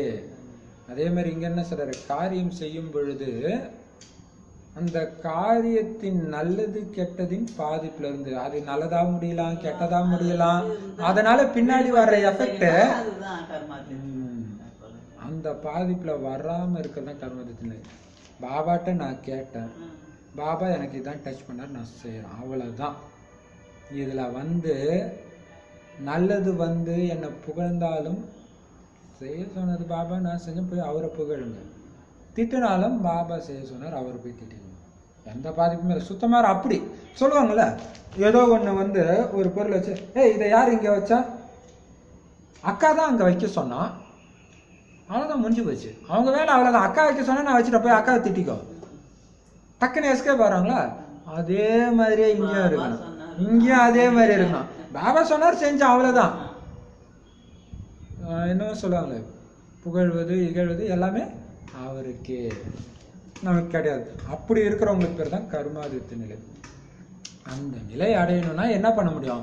கண்டினியூஸாக இந்த ஜுவாலாமுகி அந்த 4 சொரூப பயிற்சியில் குறிப்பாக 10 நிமிஷம் நான் அங்கேயே தான் இருக்கணும். 10 நிமிஷம் சூக்ஷ்ம பரந்தாமத்திலே தான் இருக்கணும், கீழே வந்துடக்கூடாது. என்ன வேணாலும் நடக்கட்டும், நான் பரந்தாமத்தில் இருக்கேன் ஞாபகம் வச்சுக்கிட்டே இருக்கணும். அடுத்த 10 நிமிஷம் சூக்ஷ்மதனத்திலே இருக்கணும், அடுத்த 10 நிமிஷம் கோயில் சிலை, அம்மன் சிலைக்குள்ளேயே இருக்கணும், அடுத்த 10 நிமிஷம் சத்தியுகத்திலேயே இருக்கணும்.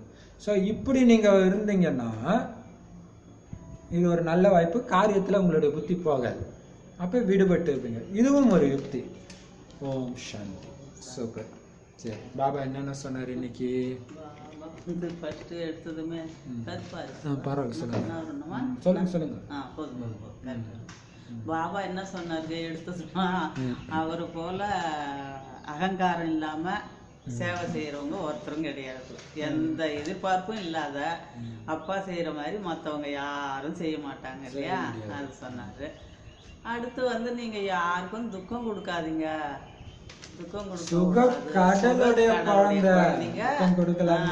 துக்கத்தை அனுபவம் பண்ண முடியுமான்னு கேட்டிருக்காரு பாபா.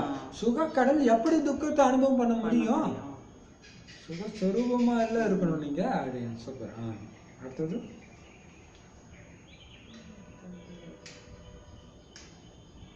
முழு உலகத்துக்கும் நீங்க சொல்ல வேண்டிய ரகசியம் என்ன?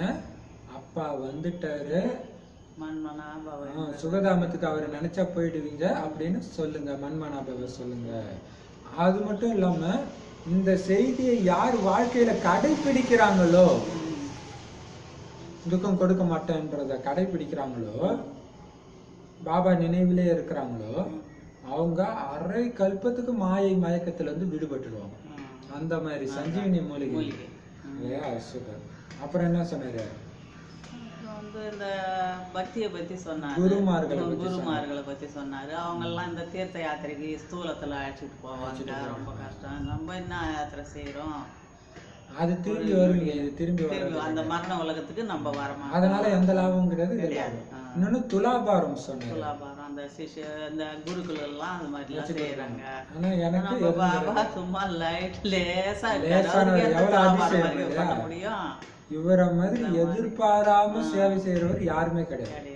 பாலன் எதிர்பாராம சுயநலமற்ற சேவை. இவருக்குதான் ஞான கடல்னு சொல்லலாம், கிருஷ்ணருக்கெல்லாம் அது மாதிரி சொல்ல முடியாது அப்படின்னு சொன்னாங்க. இவருடைய இது தனிப்பட்டது. 16 கலைகள் நிறைந்தவர். கலை இறங்கி ஏறினா இருக்கிறேன், எப்பயும் கலை நிறைந்தவர் இல்லையா? அதனால எனக்கு அந்த மாதிரி கிடையாது. அப்புறம் ஞானம் பத்தி சொன்னாரு. புக்கு எழுதிக்கிட்டே இருந்தீங்கன்னா அதெல்லாம் ஒண்ணும் வேலைக்கு ஆகாது. பரம்பரைக்கா சேர்த்து வைக்கிறீங்க, தாரணை பண்ணுங்க, பெரிய விஷயம். அப்புறம் என்ன சொன்னாரு? இந்த தீர்த்த யாத்திரை தனிப்பட்டது. இப்ப சொர்க்கமே உங்களுக்கு கடைக்கு கொடுக்குறேன்னு இதை விட உங்களுக்கு வேற என்ன வேணும்? எல்லாம் சதோபிரதானம் ஆயிடும். சொர்க்கத்தை நம்ம கொடுத்துட்டு பரந்தாமத்துக்கு போய் அவரு இருந்துட்டு போறாரு சொர்க்கத்தை. அதனால அங்க பூகம்பம் ஏற்படாது, எதுவும் வராது. அதனால நீங்க யாருக்கும் துக்கத்தை கொடுக்க கூடாது. சுகத்துக்கான வழியை மட்டும்தான் நீங்க சொல்லணும், சுகத்தை மட்டுமே நீங்க கொடுக்கணும்னு பாபா உங்களுக்கு சொல்றாரு. அப்புறம் பாபா கொஞ்ச நேரத்துல இருக்கு இன்னைக்கு, செல்லமான குழந்தைகளே. அப்புறம் என்ன சொன்னாரு? செல்லமான குழந்தைகளும் கொஞ்சினது மட்டும் ஞாபகம் இருக்கு, ஆனா என்ன சொன்னாருன்னு மறந்து போச்சு. சொர்க்கத்தை கொண்டு வந்திருக்கிறேன், அப்புறம் என்ன வேணும் உங்களுக்கு அப்படின்னு கேட்டாரா? தெரியல. செல்ல குழந்தைகளே, நான் உங்களுடைய கீழ்ப்படிந்துள்ள தந்தை. அப்ப பாத்தீங்களா, நான் உங்களுடைய கீழ்ப்படிந்த தந்தைன்றதை விட அந்த செல்லமான குழந்தைய அந்த உணர்வு தூண்டும் போதுதான் அது நமக்கு ஞாபகம் வருது பாருங்க. அந்த உணர்வுகள்ல தான் இருக்குது எல்லாமே இல்லையா? அந்த எண்ணங்களையும் உணர்வுபூர்வமா போடணும். செல்லமான அந்த செல்லம் அது எப்படி இருக்குது இல்லையா? மாயா கூட அதே வார்த்தை யூஸ் பண்ணி தான் விகாரத்துல விழ வைக்குது, செல்லம் செல்லம்னு சொல்லி. சரி, இப்ப பாபா சொல்றாரு, நான் அவ்வளவு கீழ்ப்படிந்தவனா இருக்கிறேன், ஆனா இன்னைக்கு உலகத்துல இருக்கிறவங்க எதுக்கு எடுத்தாலும் ஸ்ரீஸ்ரீன்னு பேரை போட்டுக்கிறாங்க. இங்க யார் உயர்ந்தவங்க இருக்கிறாங்க, ஸ்ரீஸ்ரீன்னு போட்டுக்கிறாங்க. சூப்பரா சொன்னா. ஸோ அது மாதிரி நாமளும் பணிவா இருக்கணும்ன்றதுக்காக சொல்றாரு. சத்தியமான பாபா, சத்தியமான ஆசிரியர், சத்தியமான டீச்சர் நமக்கு தான் கிடைச்சிருக்கிறாரு. இருந்தாலும் நிராகாரியாகவும் அகங்காரமற்றவராகவும் இருக்கிறார். அதான் நிராகாரி நிராகங்காரி அந்த பாயிண்ட் மெயினா சொன்னார். அடுத்தது பாபா என்ன சொல்றாரு? நீங்களும் புள்ளி, நானும் புள்ளி, நடிப்பு இருக்குது, நானும் நாடகத்துல கட்டுப்பட்டு இருக்கிறேன், பக்தியில நடிக்கிற நடிப்பு அப்ப நடிக்கிறேன், ஞானத்துல நடிக்க வேண்டிய நடிப்பை இப்ப நடிக்கிறேன் இல்லையா? இந்த இந்த யாத்திரையை பத்தி சொன்னாரு. அவங்க ஸ்தூல யாத்திரைக்கு அழைச்சிட்டு போறாங்க, திரும்பி வராங்க. ஆனா பாபா கொடுக்கிற யாத்திரை மூலம் ஒரு பொழுதும் இந்த மரண உலகத்துக்கு திரும்பி வர மாட்டீங்க. அவங்க போயிட்டு நதியில அதுல குளிச்சுட்டு திரும்ப இந்த மரண உலகம் திரும்பி வீட்டுக்கு திரும்பி வந்து. அப்புறம் இன்னொன்னு சொன்னாங்களே, நதியெல்லாம் குளிச்சாங்க, அரை கல்பம் வேஸ்ட் ஆக்குனாங்க. ஆனா உங்களுக்கு ஒரு சொட்டு இந்த சஞ்சீவனி மூலிகை ஞானம் பட்ட உடனே என்ன ஆயிடுது? ஜீவன் முக்தி ஒரு வினாடியில கிடைச்சிடுது. ஒரு வினாடியில ஏறும் கலை. இந்த ஏறும் கலையில தான் நன்மை இருக்குது அப்படின்னு சொல்லியிருந்தாரு இல்லையா? ஒட்டுமொத்த உலகமும் தரம் தாழ்ந்து விட்டு ராவனுடைய வழியில மயங்கி கிடக்குது. நீங்க மட்டும்தான் ஏறிட்டு இருக்கீங்க பாருங்க, உலகத்துக்கு யாருக்கும் தெரியல. அப்புறம் விநாசம் ஏற்படும் அப்படின்னு சொல்லியிருந்தாங்க. ஓகே, அடுத்தது வேற என்ன சொன்னாரு? கல்ப கல்பமாக இந்த விநாசம் ஏற்பட்டு தான் ஆகணும். ஏன் ஏற்படுதான்? இந்த விநாசம் ஏற்பட்டாதான் நன்மை நடக்கும். சொர்க்கம் எப்படி திறக்கும்? பாரதத்தின் சொர்க்க வாசல் அப்படிதான் திறக்குது. பாண்டவர்கள் மட்டும்தான் மீதி இருப்பீங்க, எல்லாம் அழிஞ்சிடும். அப்ப பாண்டவர்கள் அழிய மாட்டாங்களா? பாண்டவர்கள் தானாக சரீரத்தை விடுவாங்க. இந்த மாதிரி அடி ஓதப்பட்டு உலக அழிவுல அவங்க சரீரம் விட மாட்டாங்க. எல்லாத்துல இருந்தும் ஏன்னா இயற்கையின் தலைவன் ஆயிடுவாங்க. இயற்கை அவங்க சொல்றது கேட்கறது எல்லாம் தெரிஞ்சிடும்.